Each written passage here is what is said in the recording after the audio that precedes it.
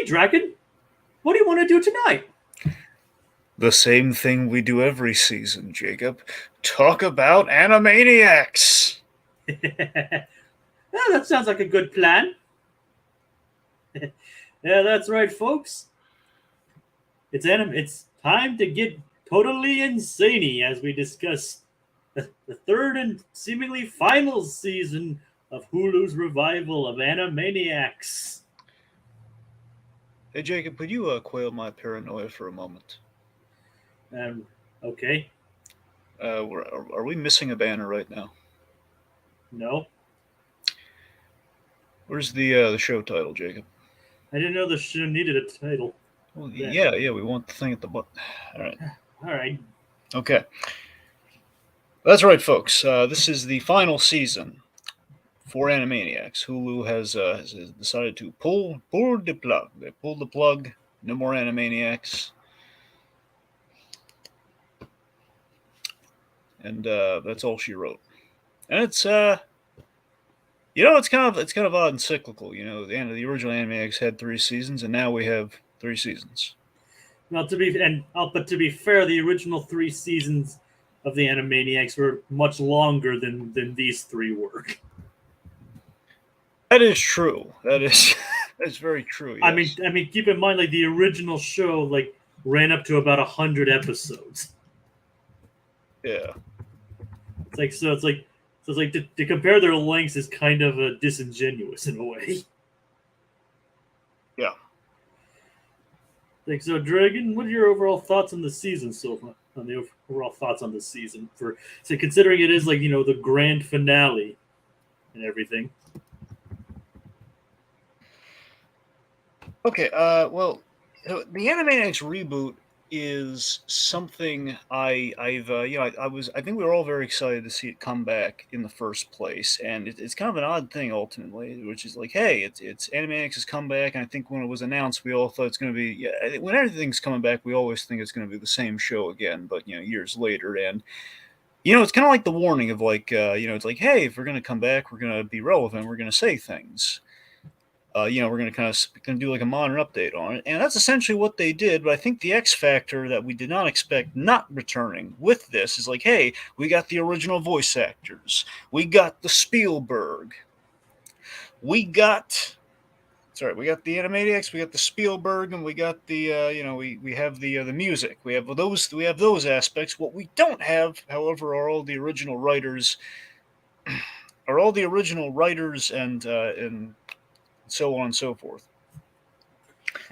Or anyone else beyond the Warners and Pinky and the Brain. That's all right. That's kind of what I was trying to get at. Yes, we're missing those key aspects. We're missing kind of the odds and ends of Animaniacs, as well as the writers that were very much the signatures behind those odds and ends. Like there's no Tom Ruger, no Paul Rugg, no Sherry Stoner, all not there.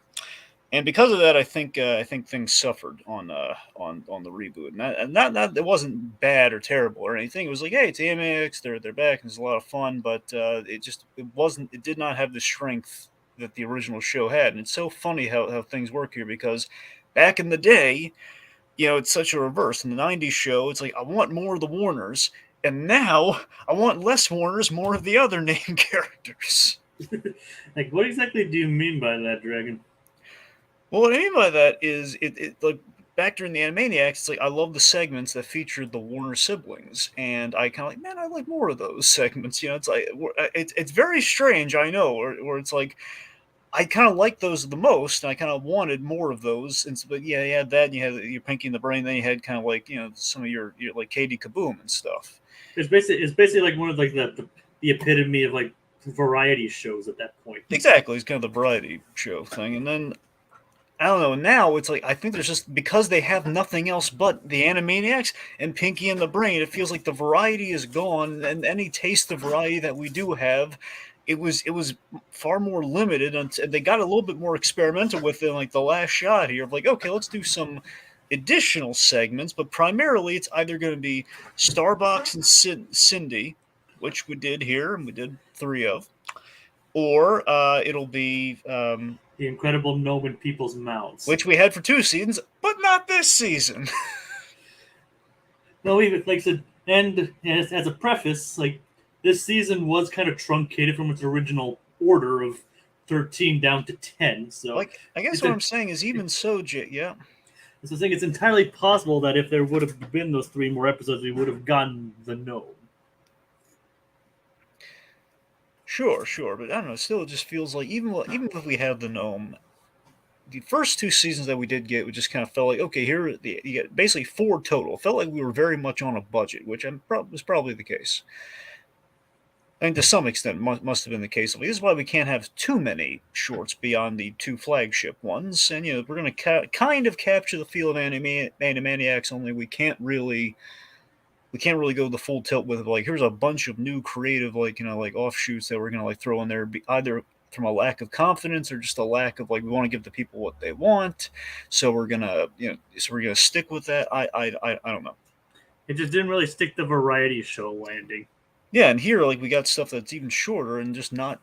We're chasing the dragon, we're chasing the tail, we're chasing the lightning in a bottle. It feels like for some of these, when we do get experimental with some of those shorts, and I think some work better than others, and that's kind of ultimately what the Animaniacs reboot felt overall. Some work better than others, but usually, very rarely, does a Pinky in the Brain episode not work.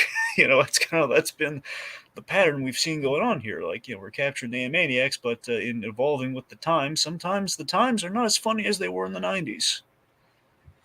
And well, it's more like more of a matter of adaptation because, like, I have a feeling though that if they did bring back the original soul of the show, or if they were able to, they would have been able to like adapt them to the modern days better than what they got here. I mean, the writers are still somewhat working in Hollywood, working, so they could have been brought into this. So I know. it's like so. I mean, heck, some of them, spoiler, even came back to cameo this season. That's what I'm saying. The cameos here are like, hey, it's good to see him, but it does make you wonder, where were you when we needed you? You're coming back for the curtain call, but you're not going to be there for the big game. For the. Yeah, basically for the end zone show, not the halftime show. Yeah, unfortunately, it feels like some of the characters, some of the segments that we would have really liked to see return in Animaniacs, even at one point, even just for one episode, because if we just go with the pattern, like we had one returning character, got one segment. If we did that with the other characters, at least gave them one shot per season or something like that, it feels like there is some missed opportunities. Like, for example, some are byproducts of the time, like the Good Feathers, right? I love the Good Feathers. The Good Feathers are great. The Good Feathers, of course, very much the '90s Goodfellas movie, very tied into the '90s because of that fact. So if you brought it back, it's like, why are we still talking about Goodfellas? Well, technically, they could have readapted to fit more into like something like The Sopranos. Well, yes, Jake. Jake, that's exactly what I was getting at. So the Goodfellas could do a take on The Sopranos, which, I mean, there's an opportunity there. We could have brought it back and given kind of a new angle to play with. We didn't do that. So I don't want to just come down like, oh, the Animaniacs ain't as good as it used to be. But, that's kind of ultimately, I think, why we didn't go beyond the 3 seasons. And I think they were kind of looking on paper, well, the original show got 3 seasons. We're just going to stick with 3, even though, again, it's a very disproportionate amount of episodes when you look at that. And I don't know. It just feels like, I think they went into doing this knowing reboots, much like animation back with the original shows. Animation, they will, networks will drop you like a man with big oak fingers, to quote Roddy McStew from Freakazoid. That's the truth. They will usually, most shows, for such a long stretch, most shows were lucky enough to get a season 2, if not even that. So, yeah, and like I said, Freakazoid barely got season 2 as it is too.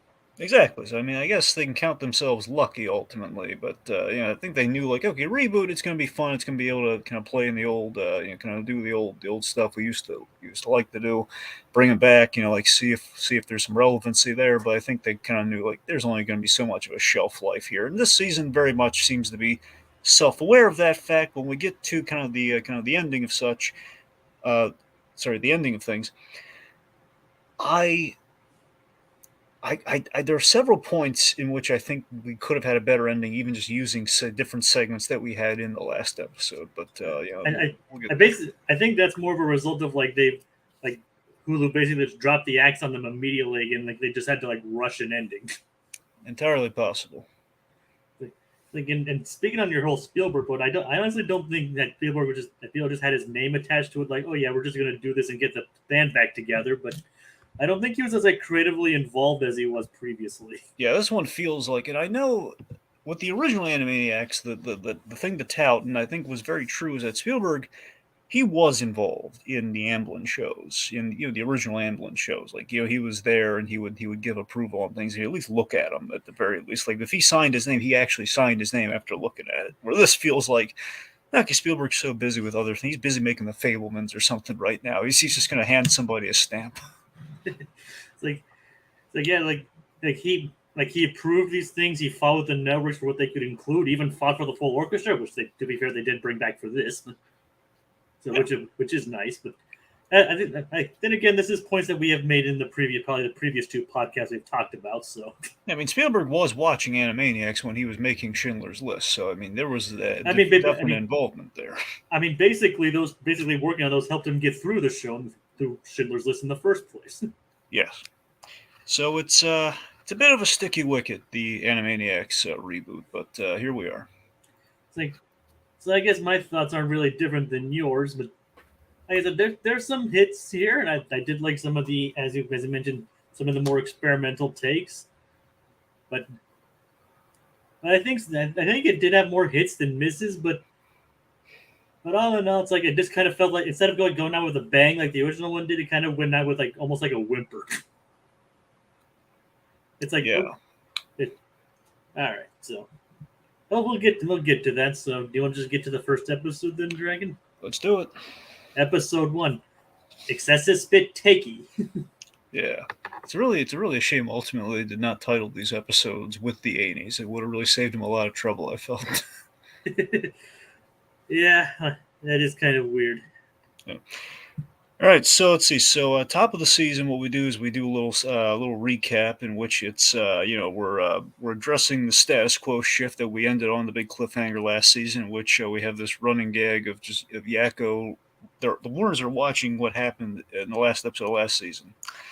And just is constantly doing a spit take at all like the big dramatic revelations. Basically, they're making fun of like the recap on all the TV shows, which is really funny. Yep, and then it gets to the point where the giant teacup drinks Yakko and spits him. Yeah, the giant coffee cups drinking them, and little spit take comedy for it. Okay, then we get season 3 in WB part 1. Yes. So let's talk about Meatball Man. Meatball Man. Meatball Man. So this Meatball Man essentially is kind of a stab at the superhero, the superhero movie genre, with Ralph pulling off we have not just Ralph the guard. No. We have Executive Ralph the exec, who is. So he's responsible for all of why he basically explained why he's responsible for all of Warner Brothers' financial troubles lately.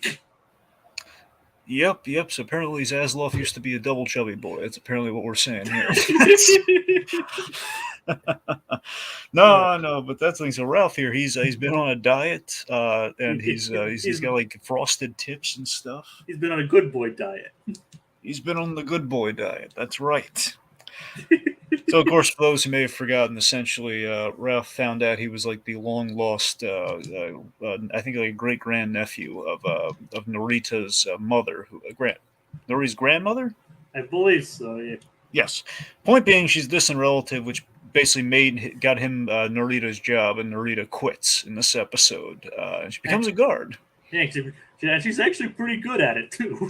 Oh, that's the thing. It's the Narita way. Narita, great character, by the way. I really do like the inclusion of Narita. I kind of wish they did more with her, honestly, but. Well, for sure. I mean, we did again a little bit where we introduced her daughter that one episode, and then we did like the family kind of tree stuff, which we did kind of at the end of last season and top of this one. So we got a little bit of range with her. Yeah, but she captures the Warners while they're doing their Lord of the Flies bit. I'm Frodo. Yes, that is a joke. That is probably something that would actually happen if they did an actual parody of Lord of the Flies. Seriously, that was a really good joke about like, should we tell him? It's like, just great. Oh, got it. And we had to. I was kind of hoping based on that skit we'd actually see more Scratch and Sniff, but Unfortunately, it was only relegated to like a few cameos this season. Yeah, I'm gonna take some umbrage with some scratch and sniff stuff later, but we'll get there. I might have an idea where you're going with that. We'll see. All right, so let's see. So Okay, go on. Sorry.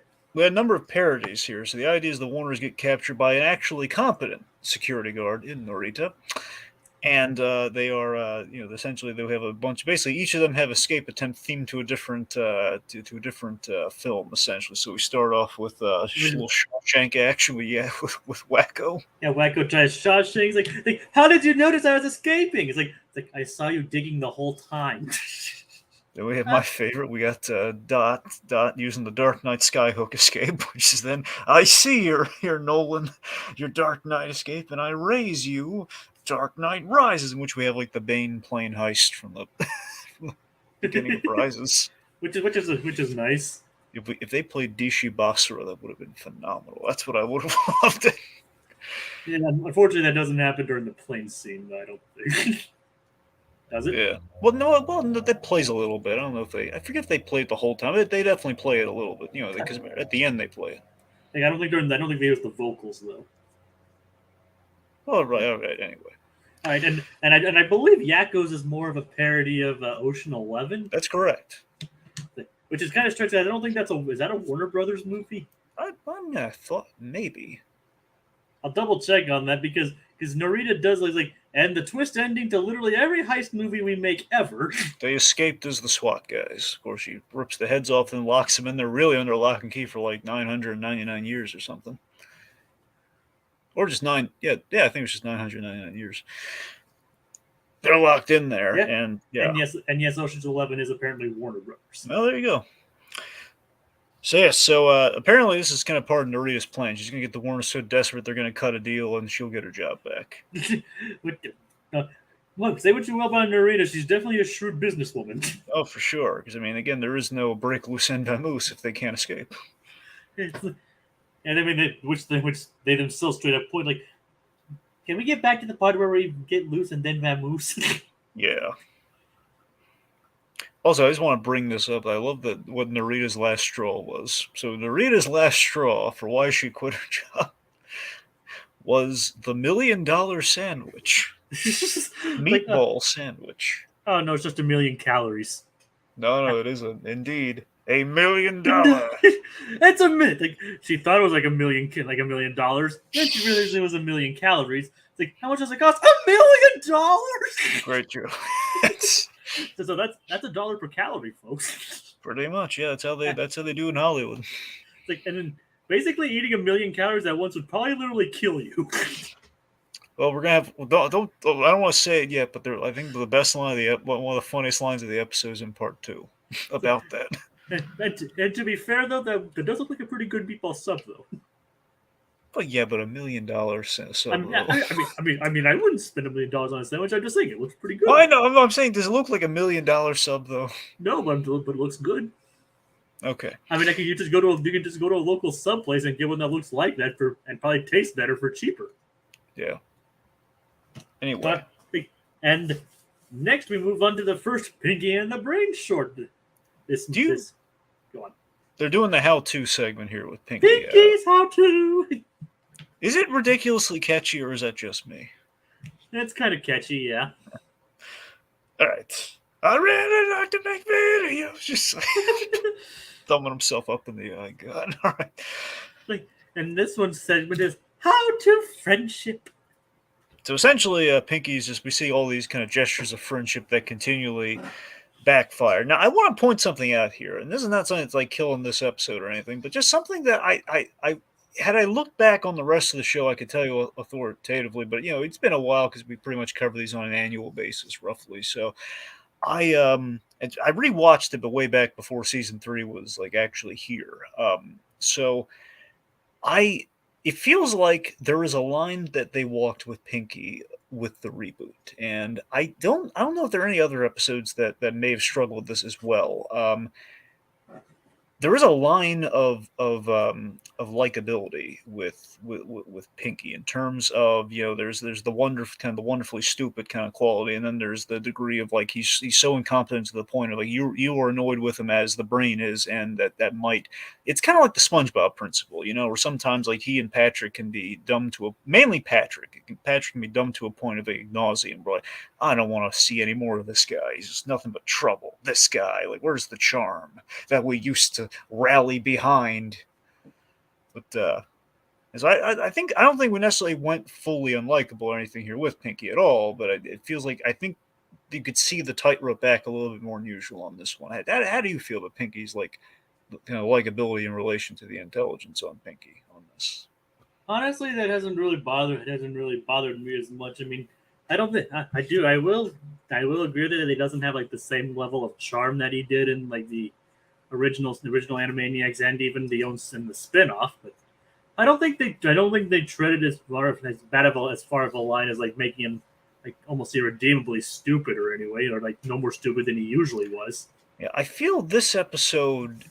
I don't know. I just feel this one particularly more than any of the other. Yeah, I think the other ones are fine, honestly. With that, this is the only one where I kind of saw like, yeah, they're kind of dipping into the kind of to the dangerously stupid category here. I don't know. Again, the Pinky and the Brain Shorts probably are the more standout ones of the season anyway. As they tend to be, so that's why that's why there's a lot more to say on them. So, But, I mean, I see where you're coming from though. And of the Pinky and the Brain Shorts this season, it probably is probably one of the weaker ones. yeah, It'll probably be good, but it's kind of but it is kind of also a shorter one too. So there is that. I like the blueprint gesture is kind of nice. I love the fact that the brain kept like the little macaroni blueprint because it's a shot of him and Pink, and that's my favorite aspect that we did bring back in the reboot. I think we did showcase a little bit more even than the original Pinky and the Brain stuff.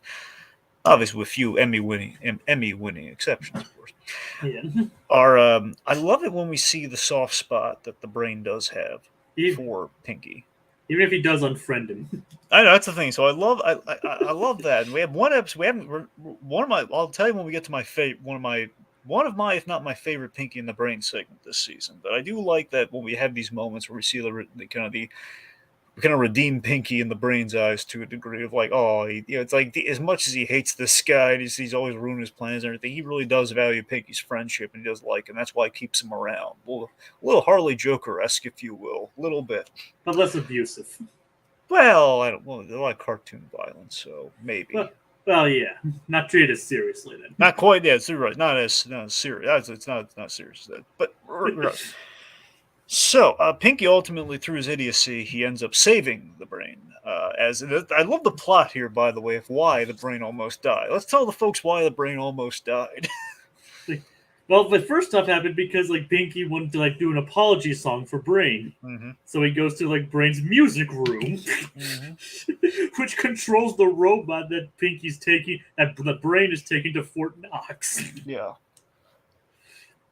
and basically the guards find him. Well, no, not Fort Knox. No. That's the thing. Fort Knox is later. It's Charles Dickens' estate. He breaks into like a vault. Apparently, there's a vault somewhere. Oh yeah, like the mountains or whatever. Yeah, they're going to the mountains. Brass Mountain, I think. Oh yeah, I sorry, I got that mixed up. The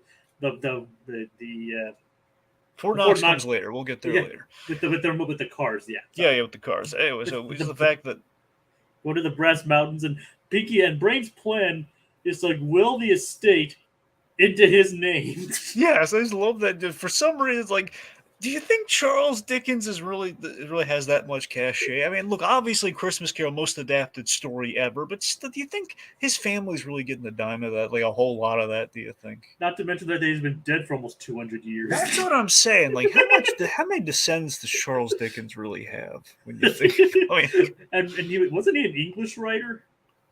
Yeah, right? You have to imagine, right? So what would it have? So I don't think his will and testament would be anywhere in the United States. I don't think. That's what I'm saying. Unless I'm mistaken as to where the Brass Mountains are. Either or, it's still just a matter of just Charles Dickens being the key to world domination just cracks me up. I mean, to be fair, it's not. To be fair, the Brain has had some pretty insane plans in the past, so it's exactly up his alley here. I love that with the insane plans, there's like kind of a kernel of logic there where, well, he needs money. And honestly, it's so funny. All the Brain plots this season, I think, technically revolve around, I need money so I can take over the world. Yeah, especially the one after this. Yeah. Okay, so. Which is probably one of my personal favorite Pinky and the Brain shorts this season. But, well, one of them anyway. Okay. Actually, wait, never mind. Anyway, so let's move on to the next segment. Season 3 in WB, Part 2. So it's the night of the premiere, and then we have like Ralph talking about some plans for some upcoming films, which includes. And I'm sure one that you probably like John Hamm plays the bacon and Kevin Bacon plays the ham. I really like that joke. I mean, although if you were in charge, you'd have Kevin Bacon and John Hamm play the Batman. Yeah, I would. Get on it, Warner Brothers. Little bat ham for you, yeah. Little ham sandwich with a cape, you know. Too bad you didn't voice Spider Ham. Anyway, so point being here, the arrangement with Narita is the Warner's gonna bring Ralph back, sabotage him on his big night. You know, of course the sandwich is delivered. I want to talk about the sandwich here because I think one of the funniest lines in the episode is someone in the background says, That's it. That's the sandwich that killed the sandwich that killed Elvis. That's a pretty funny line. I just love the lethal wariness. It's lethal for the other. I just love that it's like we're making it sound like it's a sandwich that physically killed another sandwich to in turn kill Elvis. Calories or no calories, it's like it's a hitman sandwich. Yeah, and all Ralph gets out of it is a single meatball. Now, I gotta ask you this about Ralph. We have a little bit of this later in terms of kind of the Pinky question I raised, but this is more of a kind of a cartoony physics question here. Do you think we pushed Ralph a little too far at the top? He eats a meatball, then he becomes essentially, you know, he rolls around like the boulder from Raiders. Isn't that a bit much? I mean, I thought it was pretty funny myself. I mean, it's funny, but that's what I'm just wondering. Like, did we push him a little far for a gag? Yeah, I didn't really see it that way myself. Yeah. I mean, you probably, like I said, we can have different opinions, Dragon. I know we can. I mean, that's why I'm curious. Apparently the answer is no. That's why I was asking. I mean, maybe to you he did, and that's all right. But like I said, yeah. I just thought it was kind of hilarious to see him powered up by a meatball chasing after the Warners.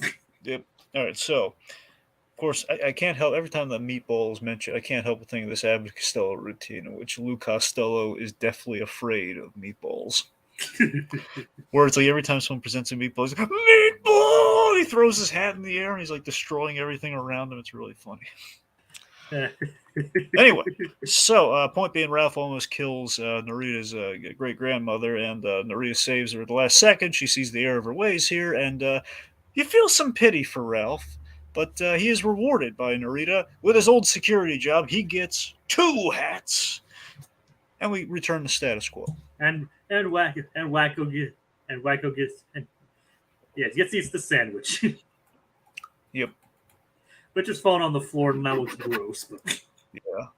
So again, it went from $1 million. How much do you appraise that sandwich for after it's been on the floor and everything? Yeah, maybe $500,000. Well, it's missing a meatball too, so probably a little under. Okay, it'd be $666,000. Well, there you go. Okay. Now, maybe $500,000 since it fell on the floor. All right. So that brings us to episode 2. Folding paper cranies. Yeah, so let's see. So we have Soda Pressed, which is an episode I wasn't crazy about. Yeah, it is kind of a weird one considering it kind of talks about the teen idols and stuff. But I did like the one guy who was where they're talking about how Gigi Soda is making studio money. It's how are you three? What have you three done to make Warner Brothers money? He's he signed up for HBO Max. I agree. That is a great. I do really like that joke. Yes.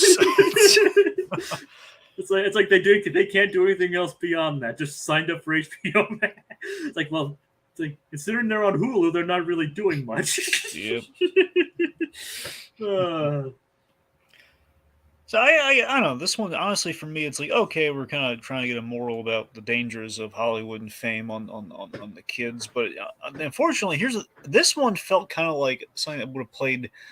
It's kind of weird because it feels like the moral would have played in the '90s, but in the modern day, unfortunately now we have like an overflowing sea of influencers. That's how that's all. There's a lot of that going on. There's no real like, no, we should keep doing it. Essentially, it's almost free money. A lot of hard work, mind you, but still free money. yeah, if they seem to enjoy it, why not? I mean, yeah, it's the thing. It's just the fact of because of that, it's like kind of takes away from like, yeah, like you shouldn't fritter your childhood away, and so on and so forth. And then it ends really weird in the way we kind of go against the moral here, where it's like, you stole my award. She's like crushing it and like rubbing it on her face and everything. She jumps off like an inhuman monster of some kind. It's like, okay, I didn't see the episode going that way. It's a little much. Yeah, it is kind of an odd ending. Yeah, a little much. Another really line another gag I kind of liked for some reason was just like them trying to be all sneaky to try and steal it. And that was also really good. Yeah, steal the award, and like Dot's like telling like Wacko to be all sneaky, and then he's like, and then he just rings the door, but like, Gigi Soda, I'm here to steal your award. Just Dot tackles him and she's trying to kill him. Oh god. But yeah, the ending did kind of come out of nowhere. Like you stole my award. I mean, she's justifiably upset about that, but just the way she went afterwards, just like, okay. All right. So next up, Dragon, is Starbucks and Cindy. So I got a bit of an arc on Starbucks and Cindy here, where I feel honestly with the 3 shorts that we get this season, there's a decline. I think we start strong, and then it just kind of like it kind of weans on you, and then it's like, it's kind of the balloon deflates compared to where it was in the past 2 seasons for him. Like, it was like a little treat, and now it's like, well, we're gonna give you 3 of them, and they're gonna get progressively like kind of like less from the original outset of what they were, and maybe not for the better. I don't know. I mean, they do have some interesting ideas in these ones, though. Like I kind of like the whole like how Starbucks fell in love with the doll. Yeah, that's what I'm saying. This one was good. I like it. This one you have the doll. You have like when the doll is killed off in the story of the puppet show. It's like and then she died. And just seeing the heart, like, oh, it's like that's great. That's wonderful. Okay, that's yeah. And then she came back to life. So here's what's working for me here compared to the other 2. This one feels like, to me, the appeal with Starbucks and something that I liked about it was, okay, it feels like they put a kid in a room with a microphone and just let the kid play, and they wrote the episode around. That's what it feels like. I think that's generally what they did. Like, they just let her improvise a bunch of stuff. And I don't know why. It feels most natural and like what they've been doing with all of that up to this point here, when the other 2, it feels like less and less. It feels more like we wrote an episode around it more than it was like the kid directing what was going on. I don't know. It just felt, but I don't know, because here, maybe it's because it's a puppet show and you can, like, a kid's imagination can take center stage a little bit more. Maybe, I don't know, but yeah, I mean, this one I felt was this one was funny. It was. Yeah. All right, Royal Flush from Pinky and the Brain. So you really like this one, eh? I like the visual concept of it at least. This one, I'm in a weird place on, because this one feels like, oddly, the most, there's topical and then there's really topical. It's like, around the time this came out, you have like that you have like that Harry and Meghan docuseries come out, all like the Harry and Meghan role. Essentially it's a parody of the whole Prince Harry and Meghan. I think it's Meghan Markle or something. It's Meghan something. Yes, Meghan Markle. Oh, it is Markle. Okay, so the whole Prince Harry, Meghan Markle thing. And, it's an excuse to kind of have Pinky and the Brain go to London, and we have, like, some fun, like, culture clash gags. Like, the Chips and Crisp is it's a pretty good runner. Which is still kind of funny considering the Pinky has a, British accent. Yeah, no, for sure. Which they actually did point out in Yakover Twist episode. Oh, yeah. It's like we're in England and I'm doing a British accent. If I did my British accent, it won't seem out of place. I love that we have with the chips and crisps thing. I love that Pinky is like really offended by it. So there's this gag where he says, "I see they lied." Well, Brain, I know we're going to. I know we're going to do basically he's getting ready to do the ramp of like he's about to plot revenge now. The Brain cuts him off. Honestly, I think the plot would have been more interesting if Pinky had plotted revenge against England. I mean, yeah, well, probably. I mean, that probably would have been more interesting than the paparazzi plot we got. That's the thing. It's plot wise. It's there's a satire on the media being really harsh on Meghan, or in this case Abigail. Kind of our fill-in for Meghan Markle. Which I mean, it's true. And long story short, basically Meghan Markle was really mistreated by the royal family and the paparazzi and all that sort of stuff. And we have like the sabotage montage. And it's ultimately the Brain's trying to essentially win the royal title in a poker game. Yeah, it's like basically the Brain's plot is to like take pictures of her in compromising situations, Get a bunch of moolah. Yes, like gain £5 million. Put you on a liquid diet immediately. Put you on a liquid diet, Brain. It's like eat your heart out, Annie Leibovitz. It's like, yeah. You know who she is? The name does sound familiar. But she's like one of the most famous photographers of all time. Oh, okay, that's who it is. I took some art classes, and like one of the things they talked about was Annie Leibovitz and her work. Yeah, they knew Leibovitz. I said, yeah, okay. Like I just love like the gag of like the gag in the opening where it's like when Brain was taking the picture of them, it was actually a romantic picture. Like, it was too romantic. Brain's like, and Pinky's like, I know, the two of us in a cozy pond together. I don't know. I just thought that was pretty funny. But yeah, culminating in like the poker game between the prince and the Brain, which is why he needed the £5 million in the first place, and in a bid to win the kingdom, and have the prince betted in the poker game. Like I said, now that I thought about it off the top of my head, the plot of Pinky plotting revenge against England for the wrong words would have been more interesting. Yeah. Right, I didn't care for the musical number. Did you? I think Pinky's comments were pretty funny, but I mean, look, the whole like a song about why London stinks is kind of. I mean, that's funny, but it's just the fact I don't think we needed a song. Yeah, I know. Although I do love that the Brain chloroforms Pinky. I think that was really funny. Like basically we just need to get him to shut up. Yeah, but yeah. Now that I think about it, it wasn't one of my favorites. I was thinking about a later one. I wonder if we might have the same favorite episode, but we'll see. All right, so not much to say about that one, honestly, but right. Okay. All right, that brings us to episode 3, fair pay for trainees, which apparently not giving a bunch of money to a fast food clerk. Oh, okay. Which, with the opener, is Planet Warner, which is you may guess is a parody of Planet Earth. Yeah, so basically this is kind of this one did feel kind of like something they would have done in the original Animaniacs. This feels like you had Planet Earth been around, they totally would have done it. Yeah, it's the idea of like it's the studio. It's a day in the life on the studio lot, basically framed as a nature documentary. So we see the writers. We have like I love we were spotting like the writer coming in at noon because they usually don't come in till afternoon.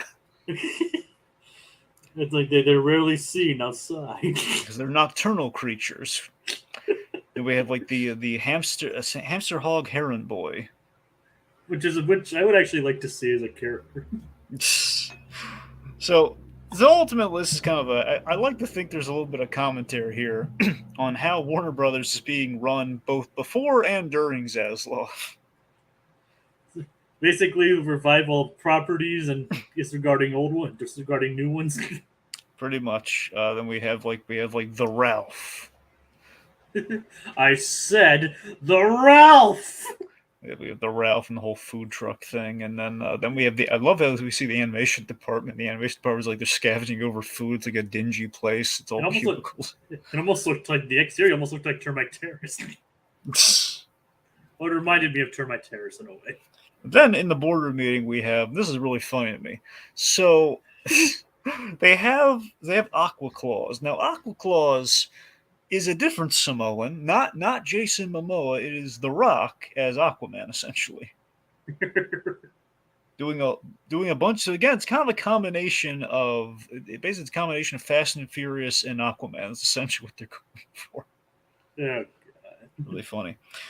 Anyway, so and of course I do love that they at the end like the big plight of the episode is we see the sad poor like hamster hog heron boy just kind of like walking in the rain and everything because he can't even get on a bus. While the Like Warners are just enjoying their spoils of the food truck.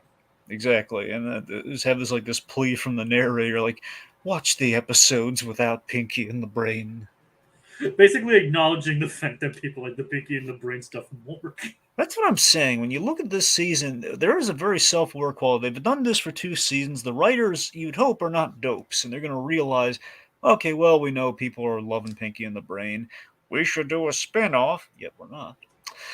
And I don't know. It just feels sort of like, hey, we're going to, again, it kind of is like that thing I hate when Family Guy does. I'm not saying they're doing a full tilt here because it's a cute gag or they're acknowledging it at least, but it just feels like when Family Guy, it's like, hey, we'll acknowledge the problems here. We're not going to do anything to fix it. Where, like every episode did have Pinky in the Brain, so that gag technically doesn't work.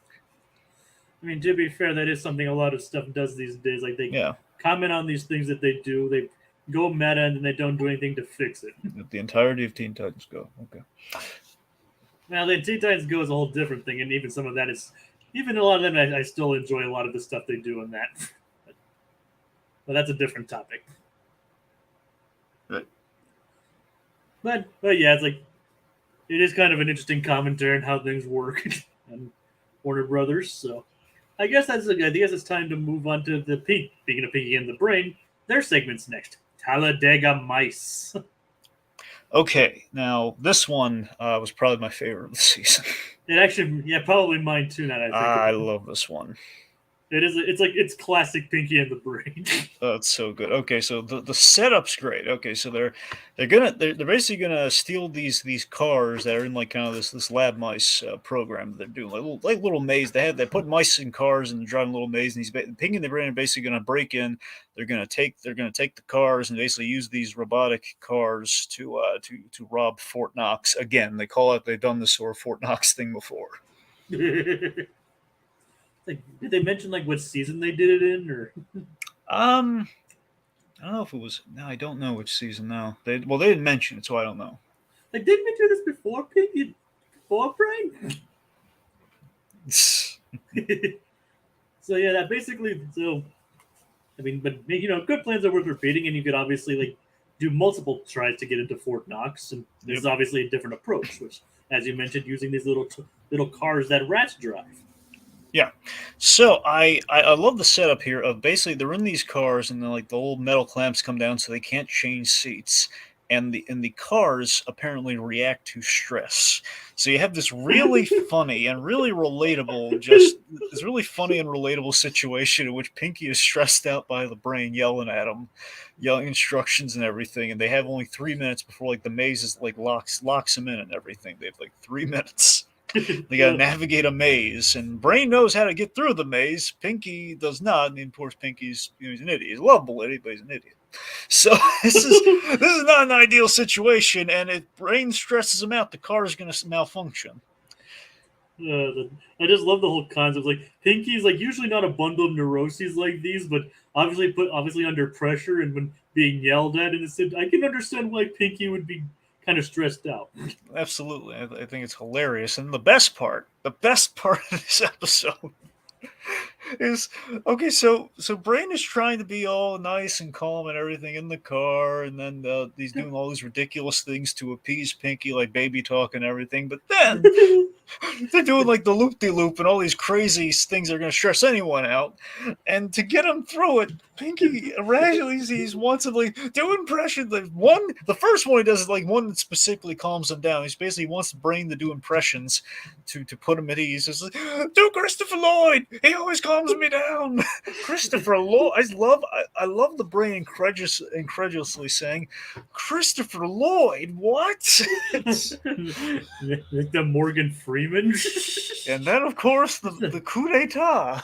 Orson Welles. Now, I really don't have an Orson Welles. Do it!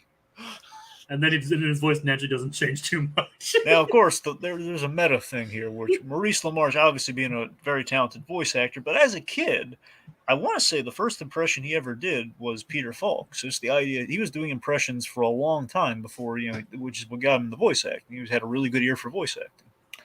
So he probably did a bunch of voices like Christopher Lloyd and such, over the years. He actually did. He actually did do pretty good Christopher Lloyd and Morgan Freeman impressions. Yeah, too. he did a great. Yeah, particularly Christopher Lloyd. His Lloyd was pretty dead on. And of course Orson Welles. His Orson Nah, Welles. his Orson. Jacob. His Orson Welles needs some work. Yeah, it sounded like a little Vincent Price too.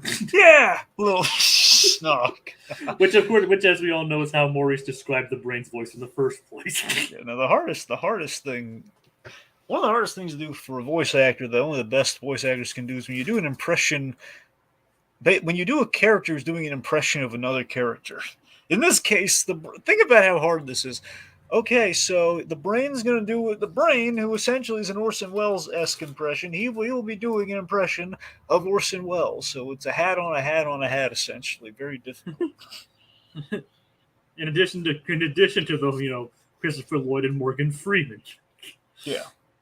So it's like props to Maurice LaMarche there. Yeah, good old Mo. And of course we can't imagine like how talking in like this panicky voice probably hurt Rob Paulson's throat.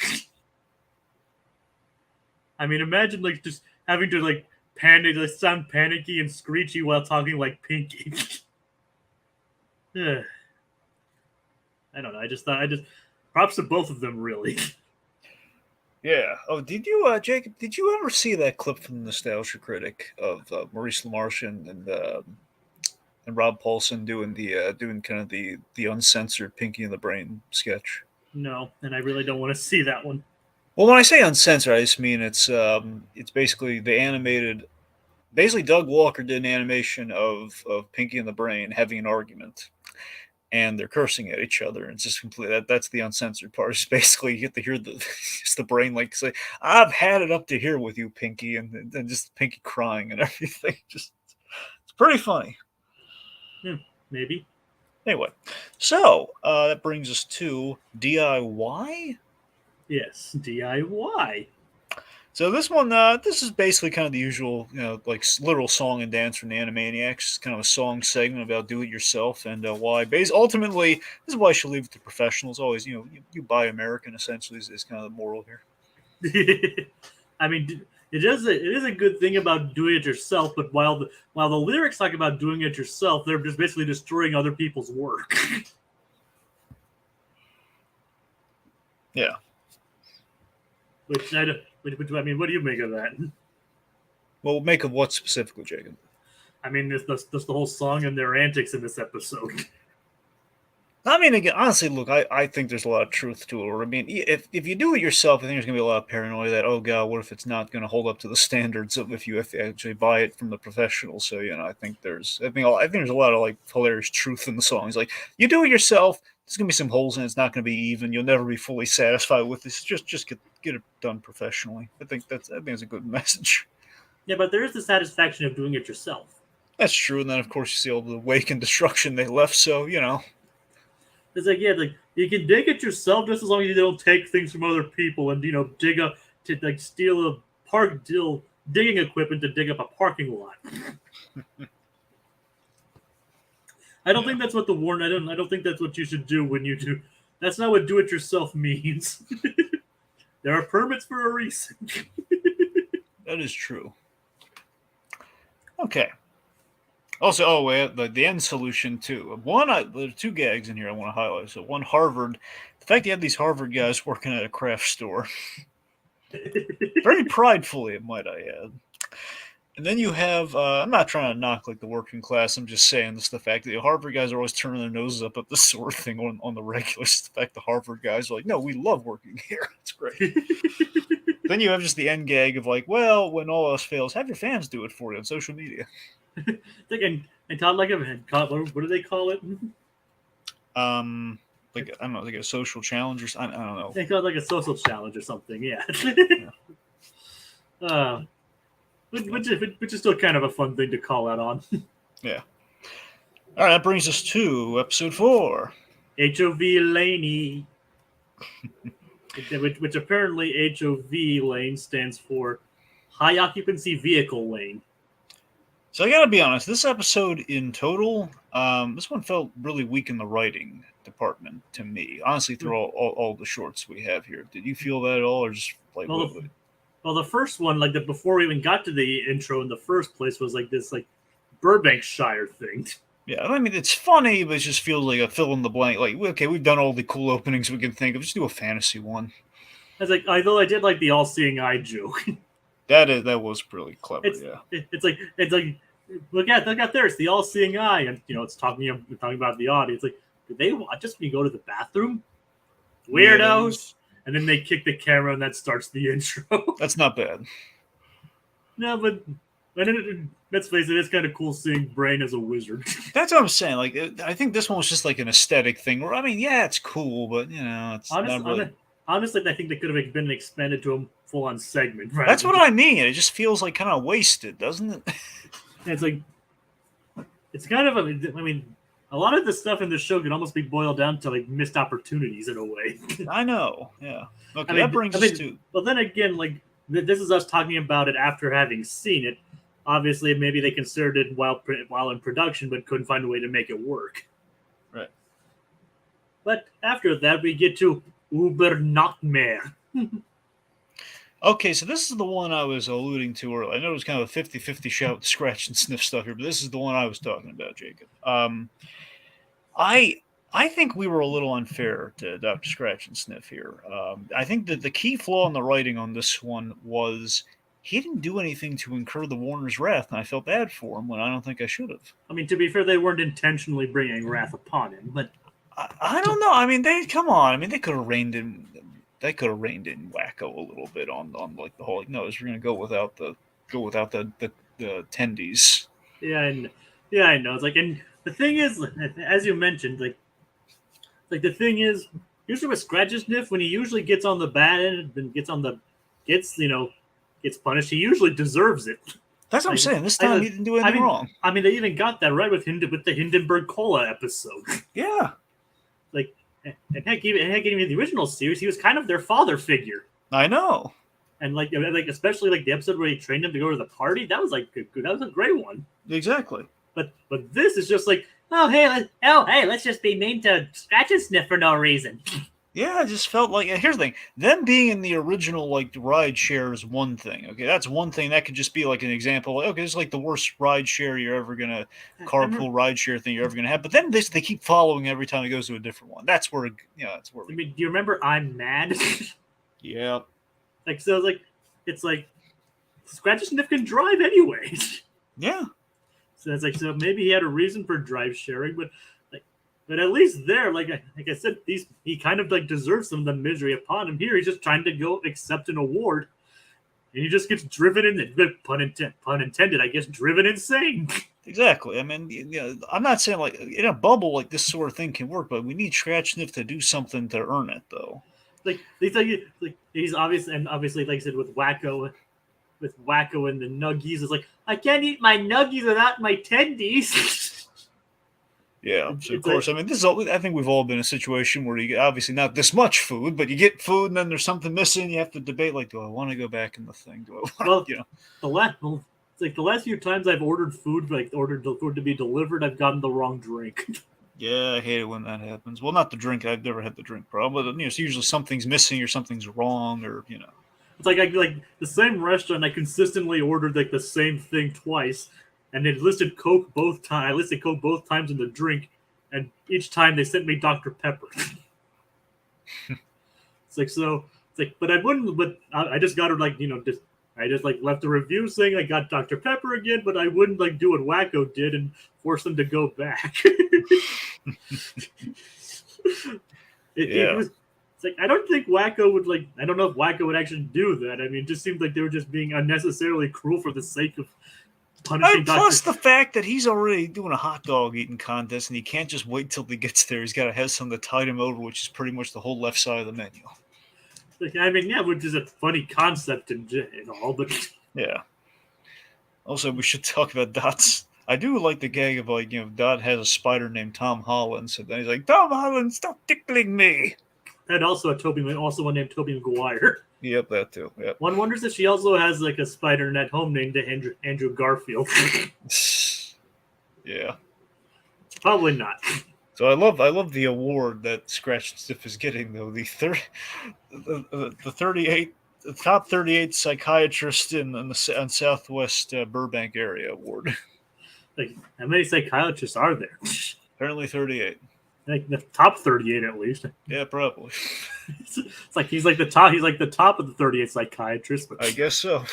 it's like, but I wonder is like just in Burbank alone, there's only 38 psychiatrists. No wonder it's screwed up. Oh yeah. Okay, that brings us to Mad Mouse Furry Road. This is an interesting episode to say. Probably not the strongest Pinky in the Brain stuff. Not really. Not to me. I love I think the Mad Max stuff worked better than when Rick and Morty did it, but Sure, I mean that's what I'm saying. This is an episode where again the parody I think is overriding the comedy, where it's like, hey, Mad Max Fury Road stuff here, where they're all driving big old cool, and they're cool cars. Don't get me wrong, they're well designed, but it feels like I don't know. I think the gag where the brain basically goes to Burning Man, and he's astonished to find out the greatest minds are at Burning Man, looking like hippies, but they are they're essentially they are. Anyone has a PhD and get water, like we all have PhDs. Like what? That's funny. Escalating it to Mad Max Fury Road, I don't really know if we need that. like I did kind of like the whole gag of the guy go like, have they been talking to a mouse this whole time? Yeah, that works. Yeah. So also, I love Brain's fear and loathing in Las Vegas outfit when they're driving. My favorite part aesthetically too. I love that they drive like a little car that is connected to the mechanisms of the big car. I love that logic. Yeah, It's great. I mean, I know you're a gadget man, so I am. That's what I'm saying. One of the things that never fails with Pinky and the Brain. You got great gadgets. You got good kind of vehicle comedy. Yeah. What's that movie that has like the giant Burning Man? The one with Christopher Wicker Man. Yeah, it would have been kind of fun if they turned it into that instead of going down the whole Fury Road thing. I mean, it's possible. I mean, what do you think? Could they have made that work?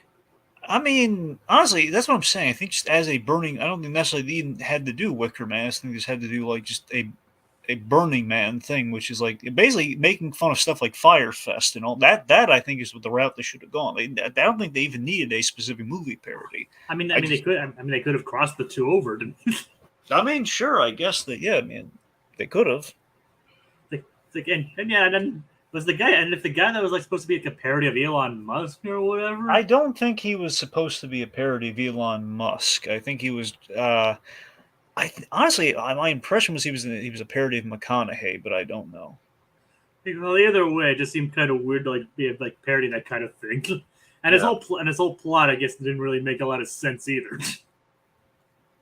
But Not particularly. Then again, this is like Brain like collecting sweat to sell water, so. Yeah, well, that was a good idea, though. It's the whole I'm going to basically turn sweat into water. I mean, that would have actually done a lot of good. Yeah, it actually would. But the too bad he's too arrogant to believe that these people could have PhDs. True. Okay, so that brings us to episode 5. Yeah, Mickey Spillane, which is a black and white wacko dressed as a detective. And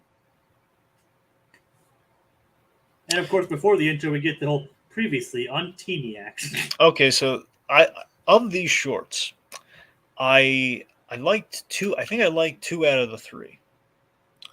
So I loved the Teeniacs was very reaffirming for me because it's like this was like satire on all the CW crap, like all the mainly Riverdale. It starts off Riverdale, then Like it, it kind of goes around a little bit. You have like a Teen Wolf, but with vampires, and then Sabrina with the Crucible. There's a lot of the Riverdale stuff cracked me up because they was listening at all these ridiculous things they had gone through, like like blackmail, all the blackmail plots, and this like and like how Dot was like the daughter of the principal. Narita. She's like an investigative reporter. Narita's her mother, and who's also running for mayor, and like all the convoluted soap opera, like teen soap opera plots that they do on the CW, particularly Riverdale after those first 2 seasons. All referenced here, and like, oh, I got my learner's permit, like that. Oh, that was hysterical to me. Like, oh yeah, like I would have liked to see a whole segment on that, honestly. I mean. Look, I think there's only so much you can do there because it's gonna be the same. Okay, we're just making fun of the thing. I think as a short, I think they hit all the marks they needed to on it. It's like, I know, but it's just so good that I kind of want to see more of it. yeah, Like I said, as we said, this show does have some hit and misses. When they hit, they really do hit. mm-hmm. All right. So then we have Dog Days, which this one was the dud for me in the 3. You mean with the Starbucks and Yes, like the Starbucks and Cindy one? yes, that's the one. Hey, yeah, it is kind of interesting to introduce like the assassin into the mix. Yeah, so we have kind of the Predator-styled assassin. Which I thought was a pretty interesting idea, like add a bit of more conflict into Starbucks' life. Yeah, I mean it does, but here's the thing: it kind of defeats the purpose when you think the more we. It seems like we've complicated. Just push the button. That's the story. Just Starbucks has to push the button. Assumedly, they're going to get ready to blow the planet up. He'll get in a spaceship and he'll get out of there. That's the plan. That's the whole premise of the show. And then, okay, I'm going to send an assassin down there to kill him and push the button and get out of there. Just feels a little like, well, yeah, well, maybe he just how do you know he betrayed you or anything? Couldn't you just like have the guy push the button? Like there might have been more. There might have been more like behind the scenes stuff going on here. Like maybe the Emperor wants Starbucks gone. I don't. That's what I'm saying. We have the thing where all the dialogue and background we ever get about these guys is in that opening song. That's all the opening jingle. That's all we get. It is a catchy jingle though. Yeah, for sure it is. Yeah, I don't know. It just feels like this is where things start to break down, like little by little with Starbucks, where it feels like we've overstayed the welcome. I'm not saying we only should have done one this season. I'm just saying like I don't know. Something feels like if Starbucks is like the only odds and ends short that we're getting, it feels like too recurring to me.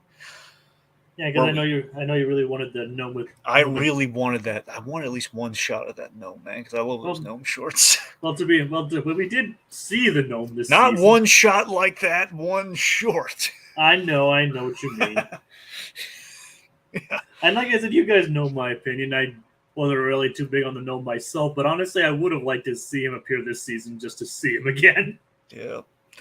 Plus, last season he got a really good episode. It's like I think I might be basing that off my initial first episode, which I didn't really care for. Yeah. I forget if the gnome actually Jacob, I think about it now. I forget if the gnome only had like one episode per season or not. Like I think he only appeared like once in season 1 and 2. Yeah, that's all right.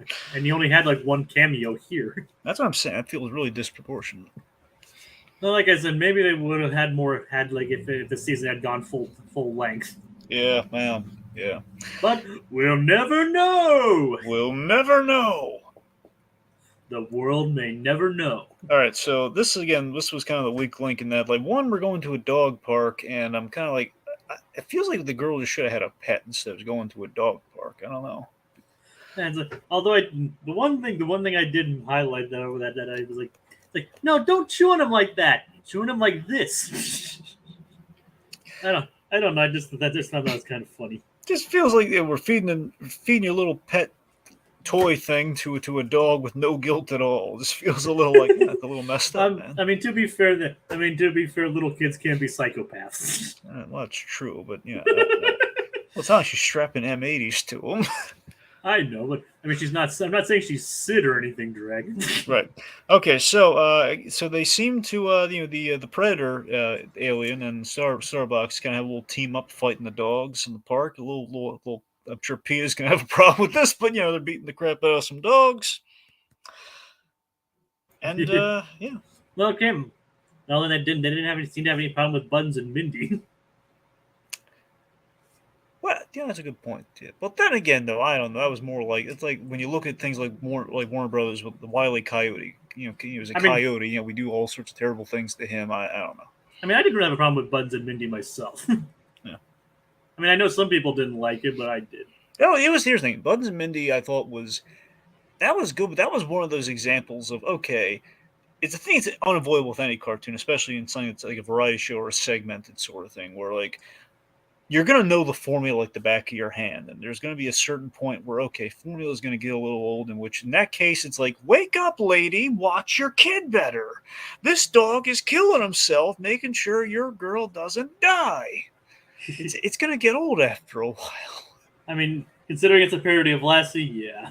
That's what I'm saying. Like I like Mindy and Buttons. It just got a little old after so many times seeing it. And to be fair, some people basically called this like the Buns and Mindy stuff done properly.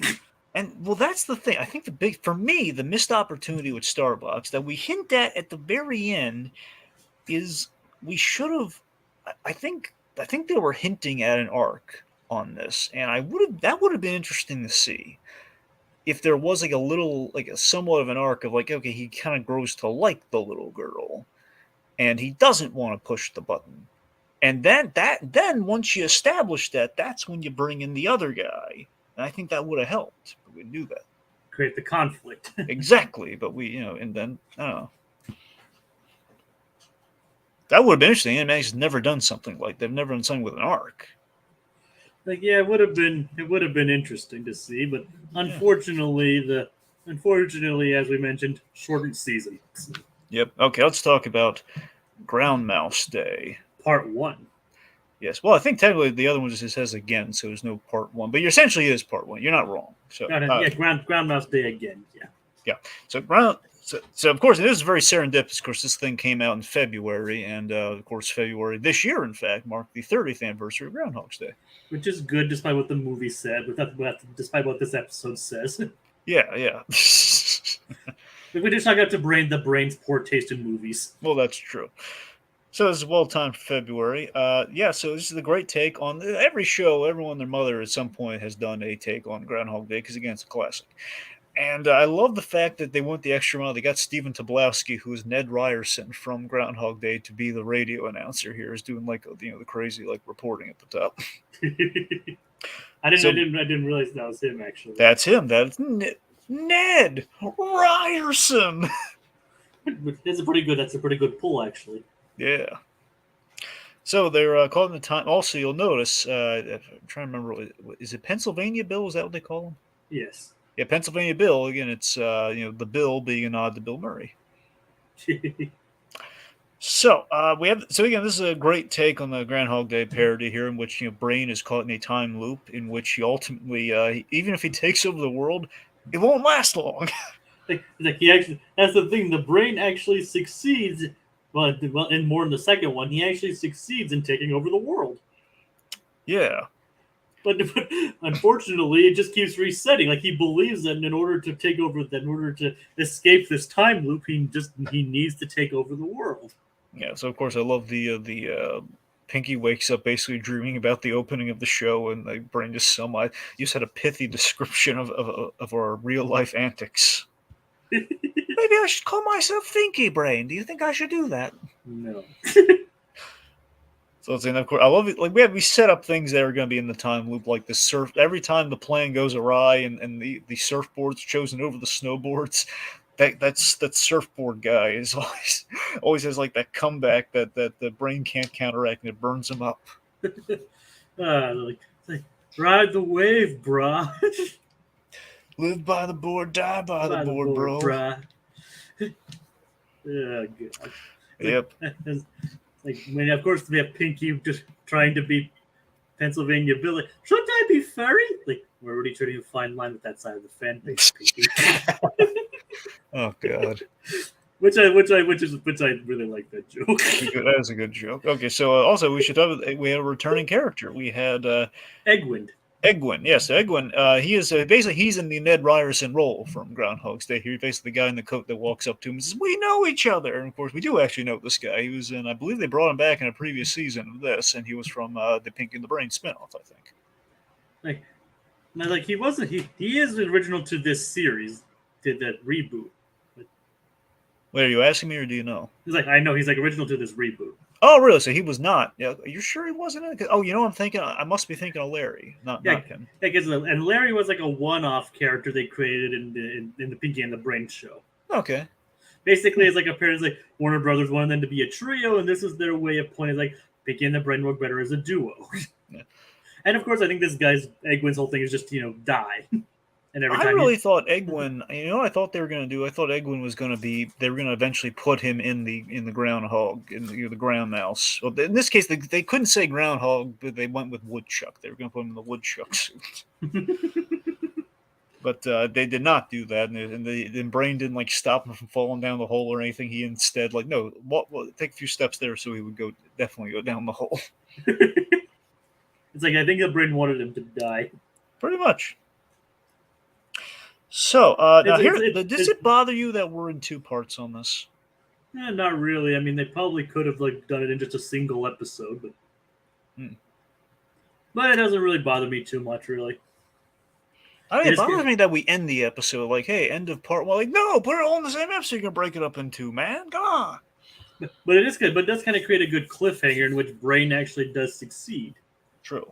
And like the snowboarding plan, it's like you think, "Oh wow, Brain's snowboarding plan actually worked." All right, so that brings us to episode 6.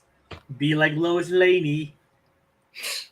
Yeah. Which is of course Dot being carried in Superman's arms. Yeah, so we start which I'm sure she was probably a big fan of. Yeah. But of course, before we get into that, there's the alien parody. Or like basically like where the Warners are basically taken over by xenomorph things, or they are xenomorph like creatures in this. This one felt kind of like a cheap, like let's do an Aliens parody for the Aliens fans out there. It just felt like not really much to it. Just it's kind of cool, but what we're really saying with it. Just we just wanted some to do a little opening gag. That's all we wanted to do. Yep. And then we have Murder Pals. Now I'm not crazy. Like I thought Murder Pals was hilarious. Here's the thing. Okay, so Murder Pals has a nice art style. The problem for me is it's not much of a gag and feels a little outside the norm of Animaniacs for me, just a little bit. It's not bad. It just feels a little misplaced to me. I don't know. I thought it was pretty funny myself. I'm not saying it's not funny. I'm just saying I think it's just like it just doesn't really feel like something you'd see on Animaniacs.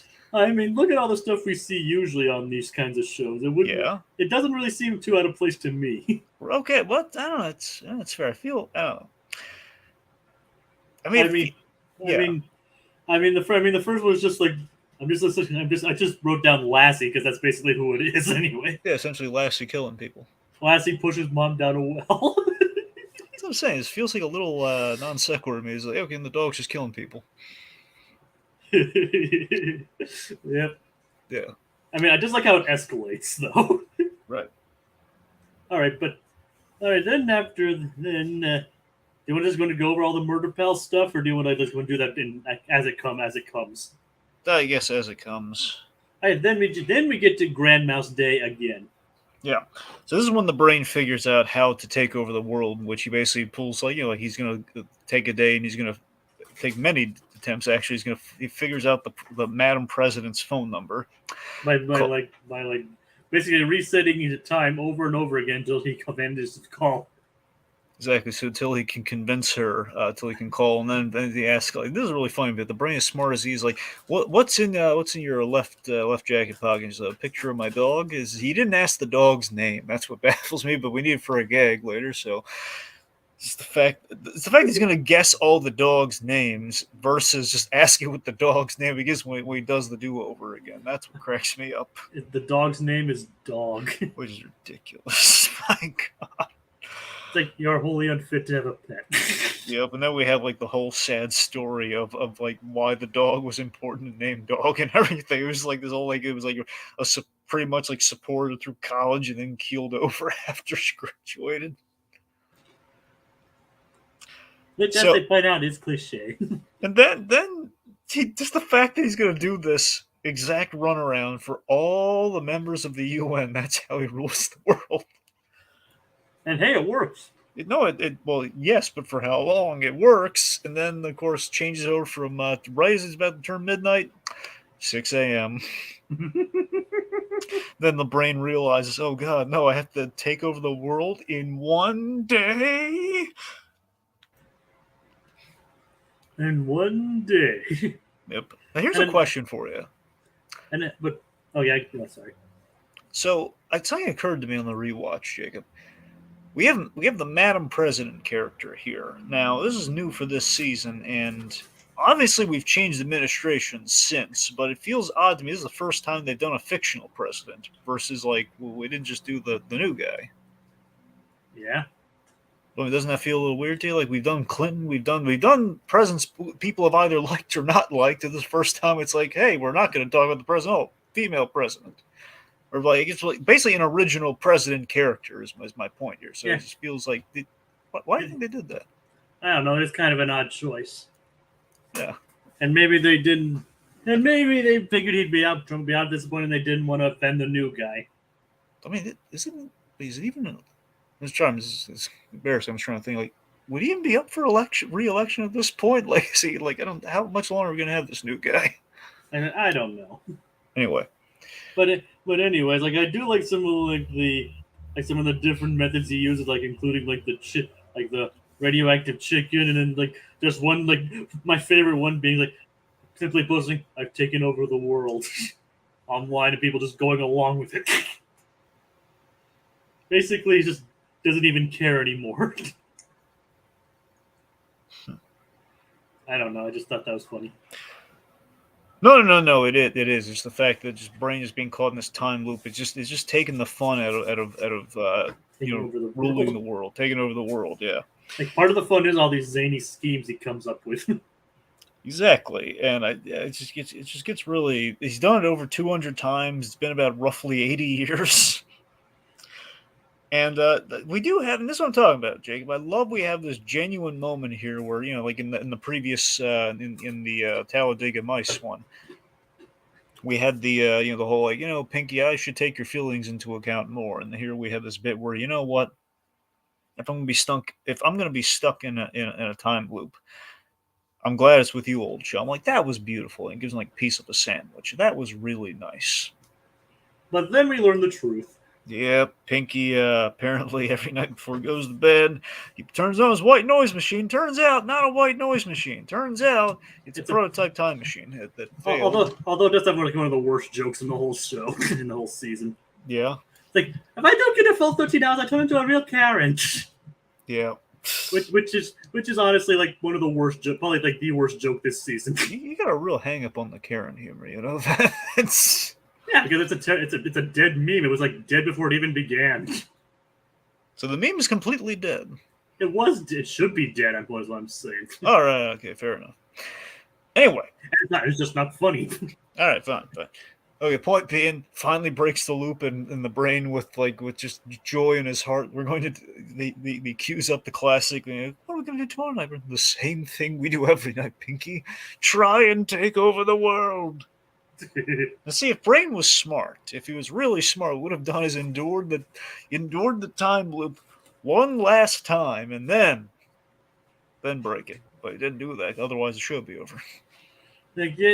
As Brain may be a genius, but even he's not immune to his insanity.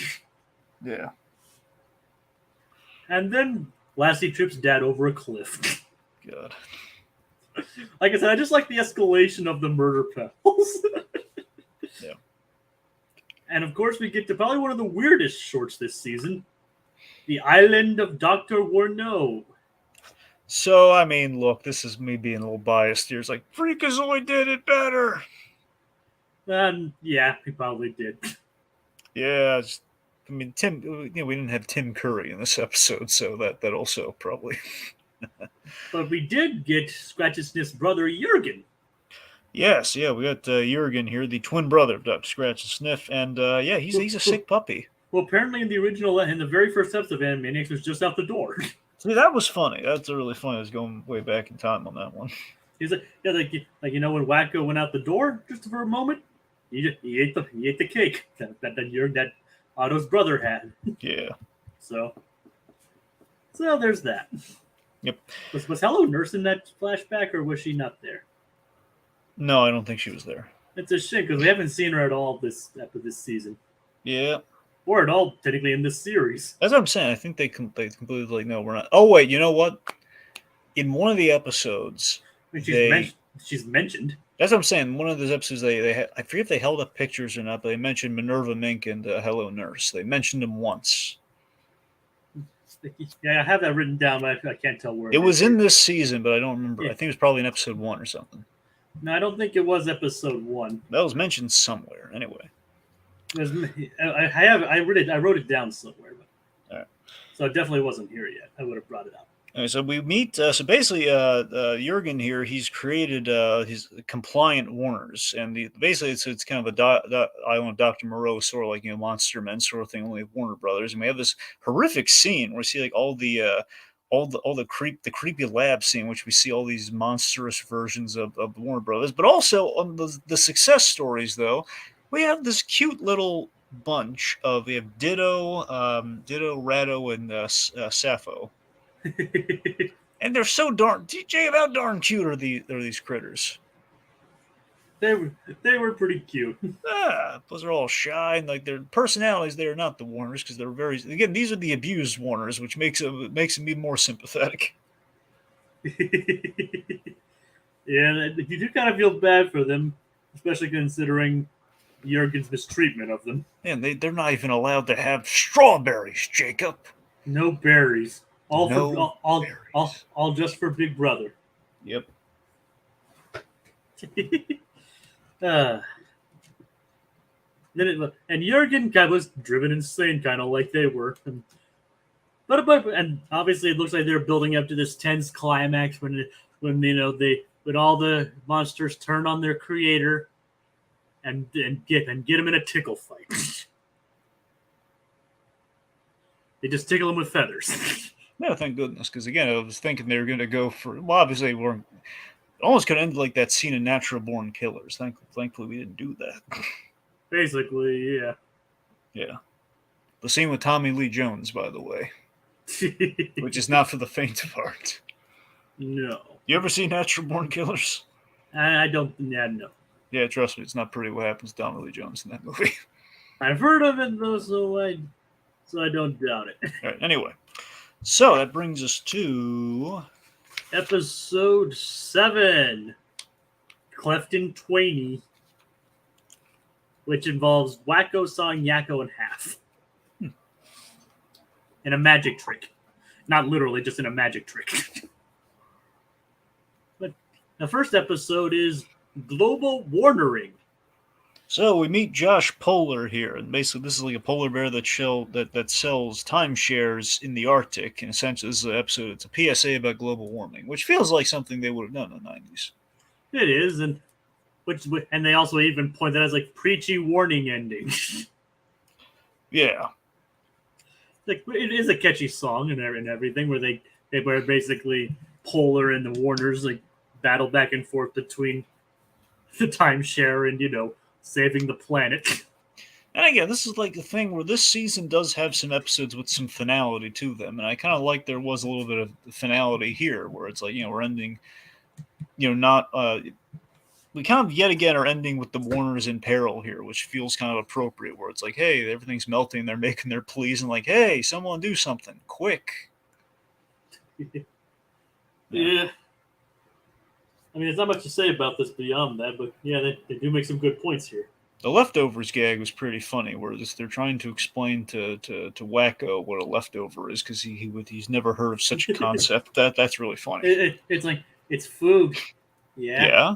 That you eat. Yeah. And then save for later. I don't understand. It's like, okay, now you lost me. Yep. Which, as you pointed out, is that is totally a Wacko thing to say. Yeah. Like considering he can basically dislocate his jaw and like his stomach is a black hole. Yep, and he belches like Maurice LaMarche. Essentially. Yeah. Wait, Alright. is this belching actually done by Maurice LaMarche? Yeah, you didn't know that? I might have heard it, but I didn't really. I mean, at the very least in the original show was. I assume that is still the case, given Maurice LaMarche is still around. But yeah, he's, I mean, Jacob, not only that, Maurice LaMarche, he's essentially, he belches for the stars. You remember that scene in Elf where Will Ferrell, he drinks all his buddy the elf, he's at the dinner table, and he drinks all the soda and then he just belches? Yes. Maurice LaMarche. Huh. Well, you know. That's what I'm saying. Like, it's no tell. Anytime you need an exaggerated, loud belch, he is that belch. Huh. Well, Frank you know. Welker's all the animals. Maurice LaMarche, he's the bodily functions. Like, what do you know? Now he's a man of many talents. Yes. No. So I was like, you should be proud of yourself, Maurice LaMarche. You can belch like no one else. Yeah. What? It can belch like no one else. I mean, to be fair, it is pretty talented. So. Yep. Okay. The grass. So I thought it was gonna be, obviously, the whole thing is like it's like gonna be one of those, nice, pleasant songs about appreciating your life and stuff like that. But then it turns out to be just a lawnmower commercial. isn't this called Lawn in 60 Seconds? I said, I don't know. I didn't write down the titles. I think it's Lawn in 60 Seconds. But yes, Jacob, here's the thing. I think this one is nice, but this one even more than the other one. This one really specifically, not quite Animaniacs to me. It's like, yeah, I mean, the style does seem kind of out of place, and even the original Animaniacs stuff that they're kind of forgetting had pathos to it. Yeah. Like they're getting the humor right, but they're kind of a lot of the episodes in this reboot are missing the pathos element. And this is more the shock value. I was like, it's a lawnmower. It's a lawnmower. Like none of that happens to grass. So get a lawnmower today. Yeah. All right. So then I mean, do you agree with me on the whole pathos statement, though? I mean, pretty much, Abe. I think I don't know if pathos is necessarily the right word for it, but yeah, I agree that there's more shock value than it is pathos, and it seems like it might be starting off in the pathos direction, but it's either too schmaltzy and then we go really dark with it, or vice versa. What I'm saying is like the original show actually did have like moments like that the moments are precious thing, and wouldn't have cut it off with a joke. It feels exactly, and it feels like we either went too, it feels like we went too far on like a right turn. It's like either they went too, like there are times that they went too far, and then there are times when they didn't go far enough. I mean, honestly, it feels like yet again it's this show, the reboot trying to mimic Animaniacs versus just be Animaniacs. That's kind of what it feels like, Feels like we're just trying to mimic it. It's like meanwhile, like the next episode we have, All's Fair in Love and Door, is actually succeeding in being Animaniacs, if you ask me. Yes, so this is the return of Julia, who is basically, Julia is the villain that Brain created in the reboot. All's Fair in Love and Door. Yeah. You know, for some reason, when I first typed this out, I accidentally mistyped it as All's Fair in Love and Odor. Huh. Like, I mean, that was completely just me mistyping it. All right. When I was looking for the thing, I was like, wait, where is it? And I was like, oh, wait, I typed it wrong. But of course, basically, the premise is simple. Brain needs to go get something for his plan and tells Pinky not to open the green door. So what does he do, Dragon? Opens the green door. But to be fair, he did try his best and only opened it out of panic. Yeah, and I love that the door is kind of like a little reminiscent of like the door system from Monsters Inc. It's just like, it just basically goes into a whole new reality almost. Is that what you mean? No, I mean like sure. I mean the way it works is, it looks almost a bit like a door station, where the way it's kind of set up. So sure, Yeah, it does it kind of does look like that. To be fair, it's kind of like it. Honestly, it looks a little like Monsters Inc. meets The Matrix. In a way, yeah, considering the whole artificial intelligence of it all. Yeah. Except Julia's not plugged in. So. Yeah. So, so basically the idea here is that Brain feels, again, some shades of, some layers of regret on the Brain here, where he has created this simulation in which, what if things went right with Julia? Which had to be preface is not the real Julia in this case. No, not in this case, no. It's an AI Julia. Yeah. It's like, and of course, like Pinky seeing all this for the first time, like, why don't instead of doing all that, just stab me in the heart? Sorry. Like, of course, like Pinky's not very happy about this at all. Like, Brain keeping secrets from him and all that. It's like, why wasn't I your best man? Which is adorable. Yeah. It's like Pinky would want to be the best man at Brain's wedding. Absolutely. So point being, Pinky, unable to really be subtle at all in this Julia situation, he basically, in the conversation, she overhears everything, and she basically hears that she's not real, which of course kind of essentially makes her go crazy and breaks the program, and she basically rewires herself to break free of the simulation. An existential crisis, basically. Pretty much, and she goes crazy and tries to kill the Brain like the real Julia tries to kill the Brain. And there's a little bit here. I love that the Brain hides Pinky to save him for a bit there. He wants Pinky to shut up, and he actually tries to protect Pinky, and he's going to take his lumps facing this Julia. I mean, that's what I'm saying. There's a lot of development on the Brain in this episode. It's really impressive to me. Like, especially considering what we learned about him, like, previously. Yeah. Regarding the whole experiment thing. Mm-hmm.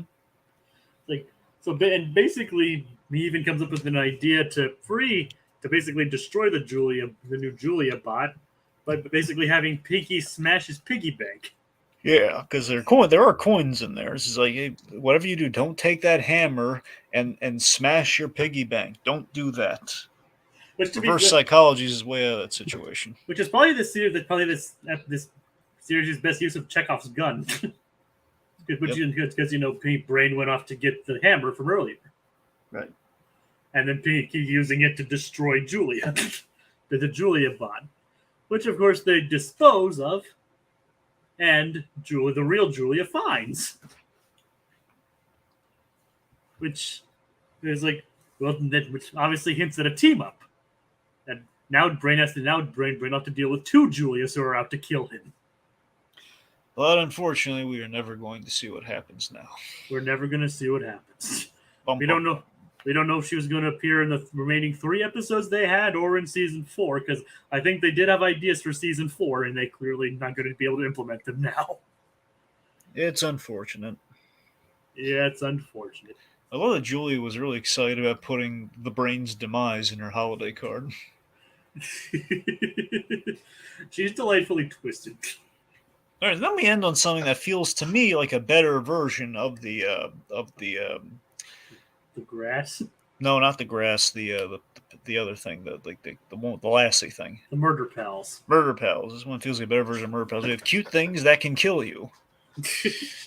Yeah, they are cute things, and they can kill you. Like, this felt a lot more on brand with like good idea, bad idea sort of stuff that we would get in Animaniacs. It was like, yeah, these are cute things that can also kill you. And those are actually things in reality that can kill you. Like, I know, it was delightful. Like the pufferfish, yeah, those things can kill. I don't know if I personally call pufferfish cute, but some people probably do find that. I mean, I find my turtles cute, so maybe pufferfish. If that pufferfish sounded like Brad Garrett, it'd be darn cute. Well, yeah, it would, but he's not voiced by. He's not Brad Garrett here, so. Well, all right. Anyway, but anyway, like, yeah, those. I think one of them was like a monkey, like a small monkey of some kind, and pufferfish, deer, and deer, which I do like the whole deer thing. Was like, the driving deer can kill you. It's like, and it's the deer doing the driving. Yep. Cute things that can kill you. Yeah. All right. So, episode 8. Mispronouncing Brisbane, which is a city in Australia. Yeah. So I'm just informing the audience out there. I'm trying to be educational too. The first episode is part 1 of Warner Games. So we got ambitious here. We introduced some CGI. Yeah. It's pretty big. And obviously it features a parody of like Super Smash Brothers. And and various Nintendo characters. Like, hey, that sounds a lot like it does not.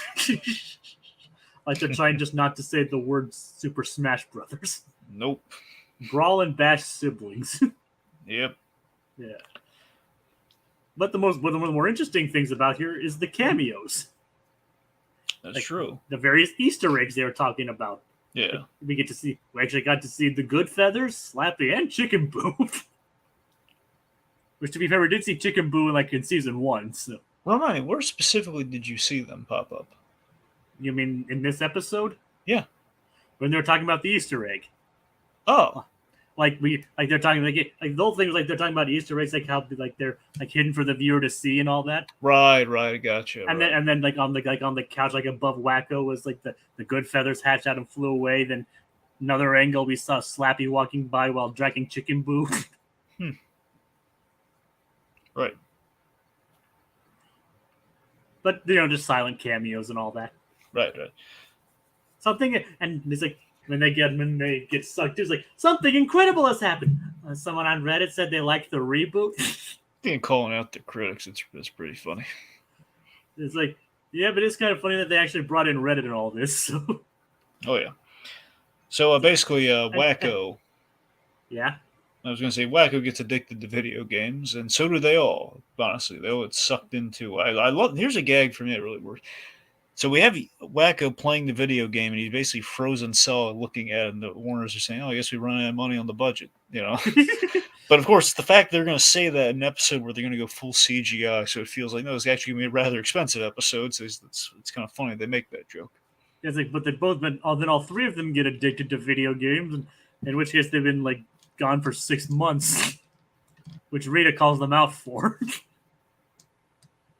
and of course, being sucked into the video game, they all get interesting powers. Yeah. And of course, I don't know if you noticed this or understand this, but it's like, did you notice that how Wacko's all I got is that laying spins like that orange marsupial guy? I guess I do kind of sound like him. That's actually a reference to character Crash Bandicoot. Yeah. Who Jess Harnell's actually voiced. Yep. I didn't know if you knew that. No, I knew that. All right. All right. But yeah, so we learned that in all the playing of the video games, it kind of works it works vaguely like Wreck-It Ralph, in which these poor video game characters have been forced to fight each other. And I think the funniest thing is Beast Swipe hasn't seen his kids in months. Beast Swipe slam. And we have this other gag where the Warner Brothers, we have some gags like Narita calling, saying Warner Brothers has standards. Well, not artistic standards, but we have standards. And then we have the gag where Yakko is making fun of Wacko, and then Wacko says, "Can't you punch up once in a while?" And then we have this little heart to heart, and then Dot says, "Okay, enough of the Ted Lasso going on." Loving this moment, Ted Lasso, but we need to move on. That's what I'm saying. I love, of course, it's nice to see Ted Lasso get some love, man. That's nice. They did reference Ted Lasso, so that is nice. Yeah. I haven't seen Ted Lasso yet, but I do want to watch it. I recommend it. I know. Yeah. All right, let's see. So here's where I bring the question back again here. So I talked about the physical exaggeration of Ralph. This time I bring up the intellectual exaggeration of Ralph here. Do you think we made Ralph too dumb here? How dumb was he in the original show? The video games weren't a thing back then, but they were a thing, but obviously they weren't referenced as much and referenced in a big way as they were here. Don't get me wrong. Ralph was dumb. He was essentially, basically someone practically doing the Lenny voice, from Mice and Men, practically, like little, is Frank Walker doing the Boron voice from Freakazoid, roughly. I know Animaniacs probably. The point is the fact you have like that sort of thing. There's kind of like there's a fat guy he was more lazy than he was dumb. I felt like he's a guy who was not in shape, who has to be a guard and run around reluctantly. So it did not feel like brain cells weren't there. Like, live this way. I don't buy the original Ralph be licking the video game console. The controller, I don't buy that either. Oh, sorry, the controller, yes. Maybe should have eaten a meatball. Yeah, so that's what I'm saying. He just felt, and the fact that he couldn't navigate that thing at all playing the video game is that felt like we really dumped him down. Yeah, did seem like a bit of a stretch. To me, at least, yeah. And so, of course, it's like, right. And basically things all go to heck when he takes a bathroom break. Yep. It's like, and Dot's like, Ralph must be stopped from using my fancy shell soaps. Like, you don't use her shell soaps, Ralph. Not Yeah. cool. Not cool, man. Not cool. And then we get to the last Starbucks and Cindy short of the season, That we do. Bedtime. which is nice. Which I thought was pretty nice. I don't know. This is the one where I kind of, at the end of the day, this one feels like the missed opportunity of okay. He's kind of like the girl says goodnight to him. He's kind of he's kind of cozy, and it feels like why couldn't we have gotten to a point like that earlier? But beyond that, it just feels like It's like they should have switched the two, basically. yeah, it feels like we should have switched them. But also, it like the I love you part's cute because of where it gets us there. But to me, at this point, the girl's charm is kind of worked off up to this point in the writing, where it feels like we're I don't know, it just didn't feel as natural as it usually does to me. In terms of like, it just feels like we followed like the kid is dictating what's going on in the shore. It just feels like she's going on and on about monsters and stuff, and just it's not really coherent. And not even like in that kid logic way of coherent. It feels like we're I don't know. It's like they wrote the episode and then told the kid to recite it. That's what you're saying. So it feels like that. I mean, it probably wasn't that. I mean, but I guess she said that, but it feels like she didn't. Like, man, I know the other episodes were done that way, where she basically improvised a lot of the stuff. But Yeah, this one didn't feel as improvised. I know, but I guess I do like the ending of Starbucks snuggling up against her, though. That then again, the other thing too being like, had we done this before, and then we have like the predator alien like rival, and we killed him off in this episode. And, like, there's gonna be more, but we're not gonna get more Starbucks and Cindy. So much for that. Like, well, they couldn't have known that when they made the episode, though. I guess ultimately, yeah. All right, but either way, I wish we could have gotten more of them, and unfortunately, unless outside the cameo in the final episode, that's the last we ever see of Starbucks and Cindy, which, to be fair, did end with him accepting her in a way. So, I thought it was nice. Yep. And until they get sucked into a black hole, but that's beside the point. Right. Okay, so onto Warner Games 2. So basically, they find the way out, which is fight. It's like in video games. Sometimes you can fight the variant. If you pick the same characters to go up against each other, they're going to fight, like essentially in this case, a gold variant of the other. Like, I mean, to be fair, they don't understand like a lot of how modern video games work, but it kind of works for this show, I guess. Yeah. Like, who would have known that on-screen violence could have real-world consequences? Honestly, I don't know if they're being serious or if that's like a tongue-in-cheek joke. I'm pretty sure it's a tongue-in-cheek joke. Yeah, I'm fairly certain because obviously, on-screen violence does not have any real-world consequences at all. Yeah, I don't think they're being preachy. I just think they're it's like saying it's like it's like an imitatable violence gag. Yeah, it's like basically it's like yeah, we're making fun of this again. Yeah. So it's like, and I love how, and of course Wacko trying to seduce Beast Swipe Sam. Swipe Slam. You don't find that funny? No, it's pretty funny. It's like talking. It's like we need to seduce Beast Swipe Slam. It's like I don't know. I don't think Wacko can do it.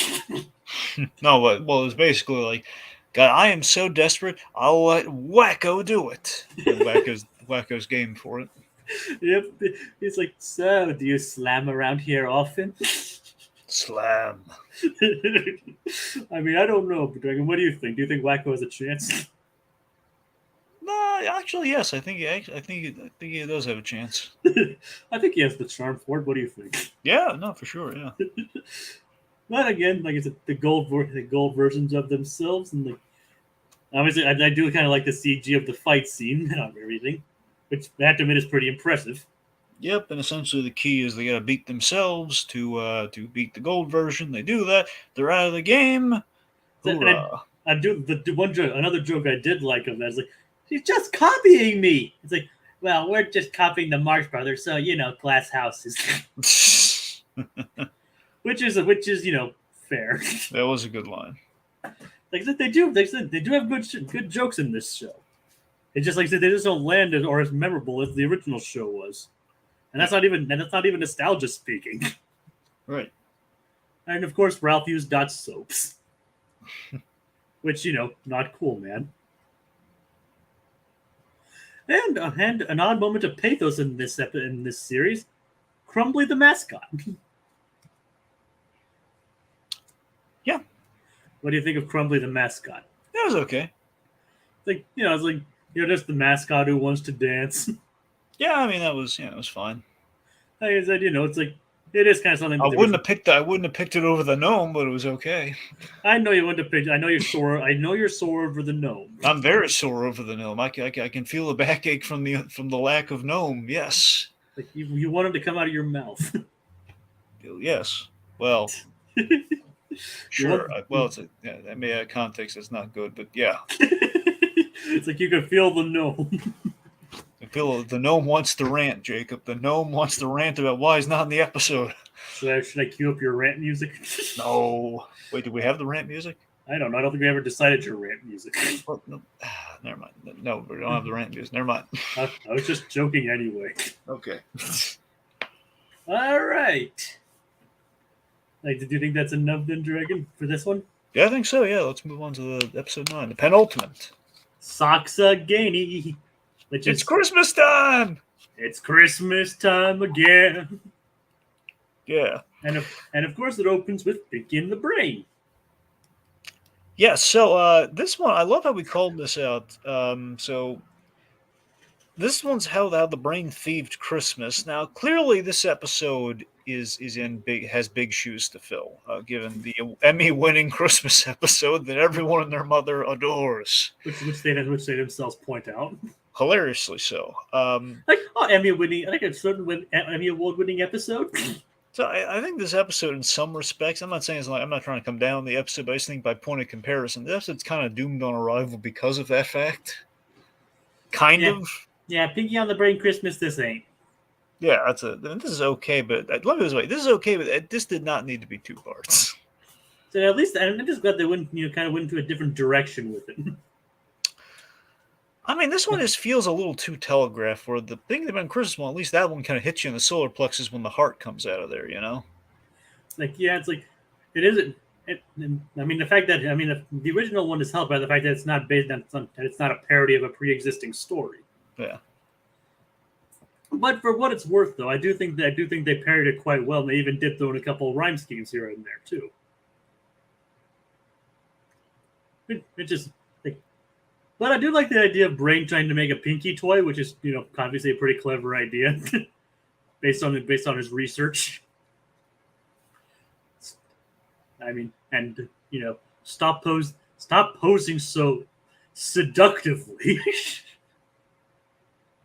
Yeah.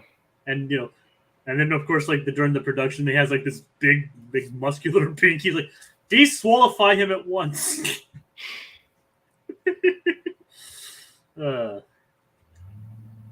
So what do you make of the full Pinky toy?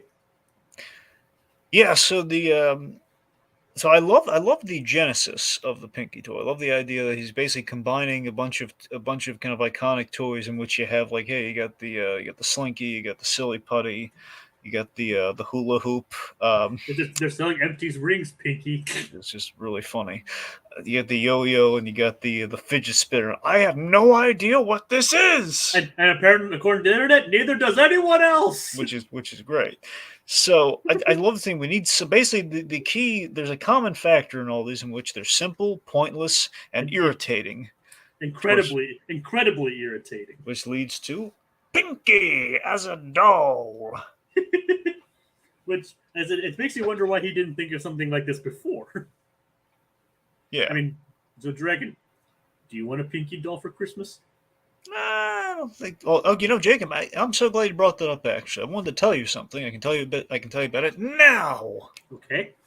I was in my comic shop recently, and believe it or not, I mean, I don't know if it's serendipitous or not. I don't know if it's just ill-timed, what have you. But I guess this month at some point, there's like a whole shipment of Animaniacs figures came in. Oh, nice. In which these are like really high quality, like they're about, I mean, more taller than 6 inches. Like they're rather big and heavy, and they can, they have like extra heads and accessories. And you have the 3 Warner Brothers, the Warner Brothers and the Sister Dot, and you have Pinky and the Brain. Are they based on the designs here or the original one? I mean, honestly, I think it's the original. I mean, that's the thing. 'Cause I'm pretty sure they're at the very least.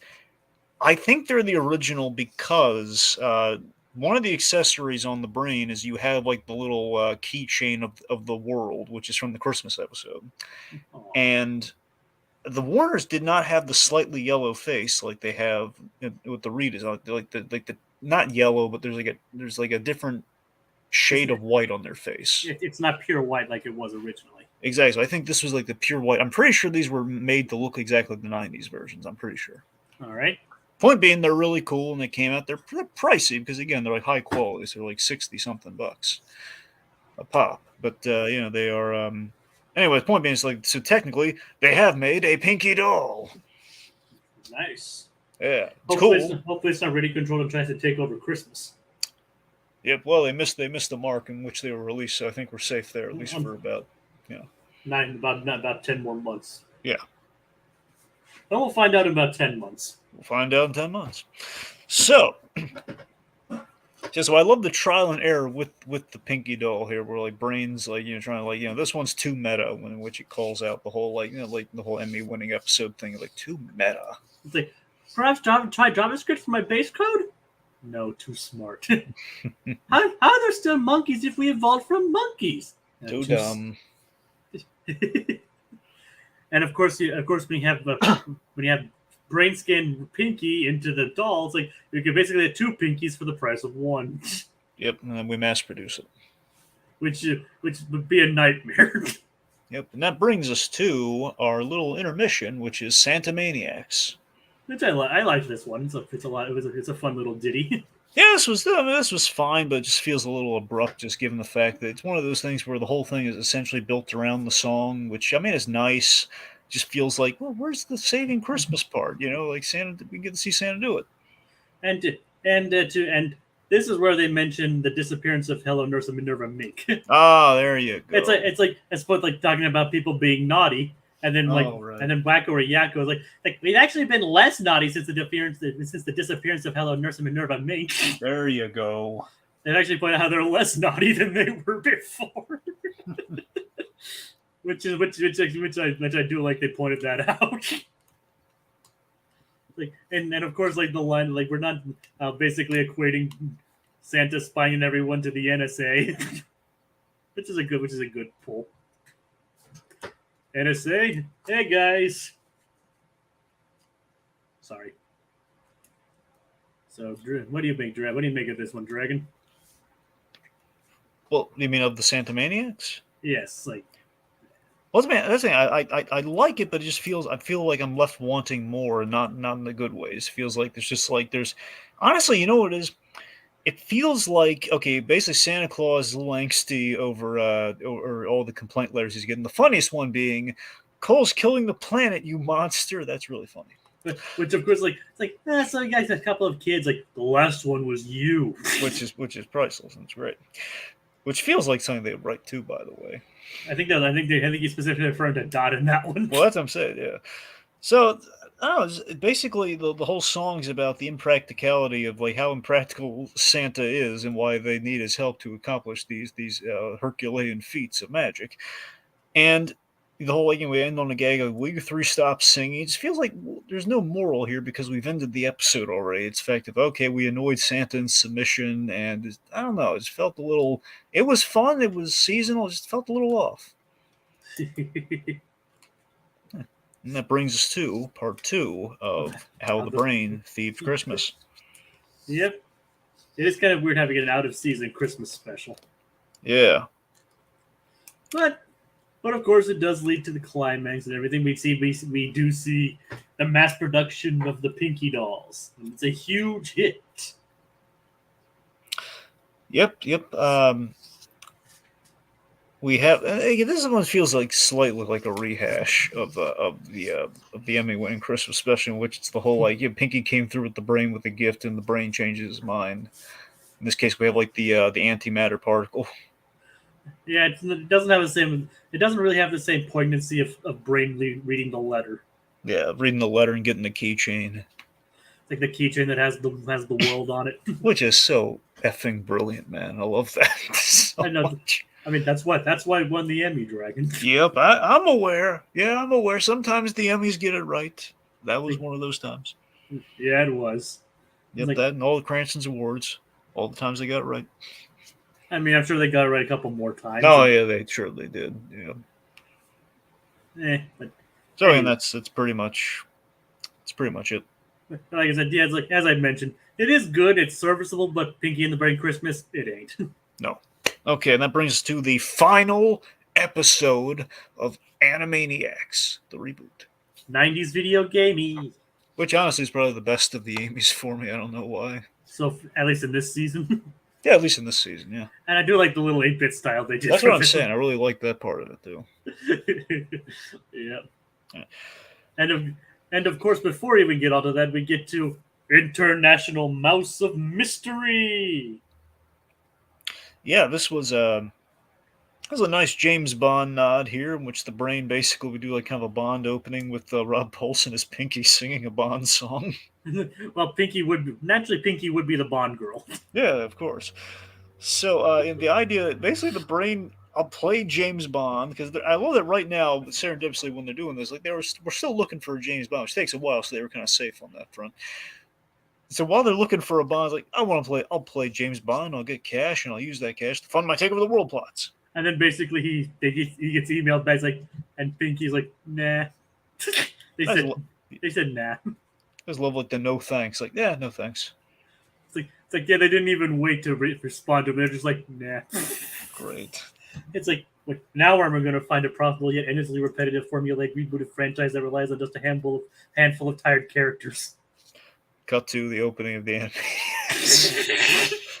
All right, so this is where we should talk about the big thing with this last episode. So the big thing that makes this one stand out from the rest is that there is definitely an element of finality and like looking over like what they've done. So with the Pinky and the Brain thing at the top here is the one that kind of reflects on, yeah, it's what we've done. You know, like with the whole, you know, we brought it back with a reboot. And honestly, if I recall, Jacob, we did not get a Pinky and the Brain short. Outside of the opening we just talked about, is that the only short that we get? Like I think essentially yeah, because there's a middle segment that features a kangaroo. There's there's the sickening. Right. Okay, so it's what I thought. So basically, it kind of gave us a very brief Pinky and the Brain, so we could somehow do like I think 5 shorts for this. It's like this is technically the last time we ever see Pinky and the Brain outside of outside the brief cameo in the next segment. So it's kind of nice they kind of threw some shade at the whole reboot of Animaniacs in their last moments. That's kind of nice. Yeah. All right. And we get to Aliens Resurrected. So the running theme on all of these seems, at least most of these at least, seems to be like there's an element of finality here of like, okay, this is the all of these potentially could be an ending, but it feels like maybe we should restructure which ones are the actual ending because some of they're kind of competing with each other because I think it's what you said, Jacob, because of the probably mid-production they were told like, okay, this is gonna be your last season, guys, in which they were planning for a later point to do that sort of thing, and this is okay. We don't know what the right ending is. We're gonna throw a bunch of potentials at them. And not to mention that they originally going to do 13, but then got shorted to 10. Exactly. So, So, for example, Aliens Returned, Resurrected. Right. Aliens Resurrected. So this one feels like it too could have been an ending because these guys were a big deal. In which Yakko did the educational song "Return" here. So the aliens that he educated have returned. They're making good on their promise to exterminate humanity, depending on their findings.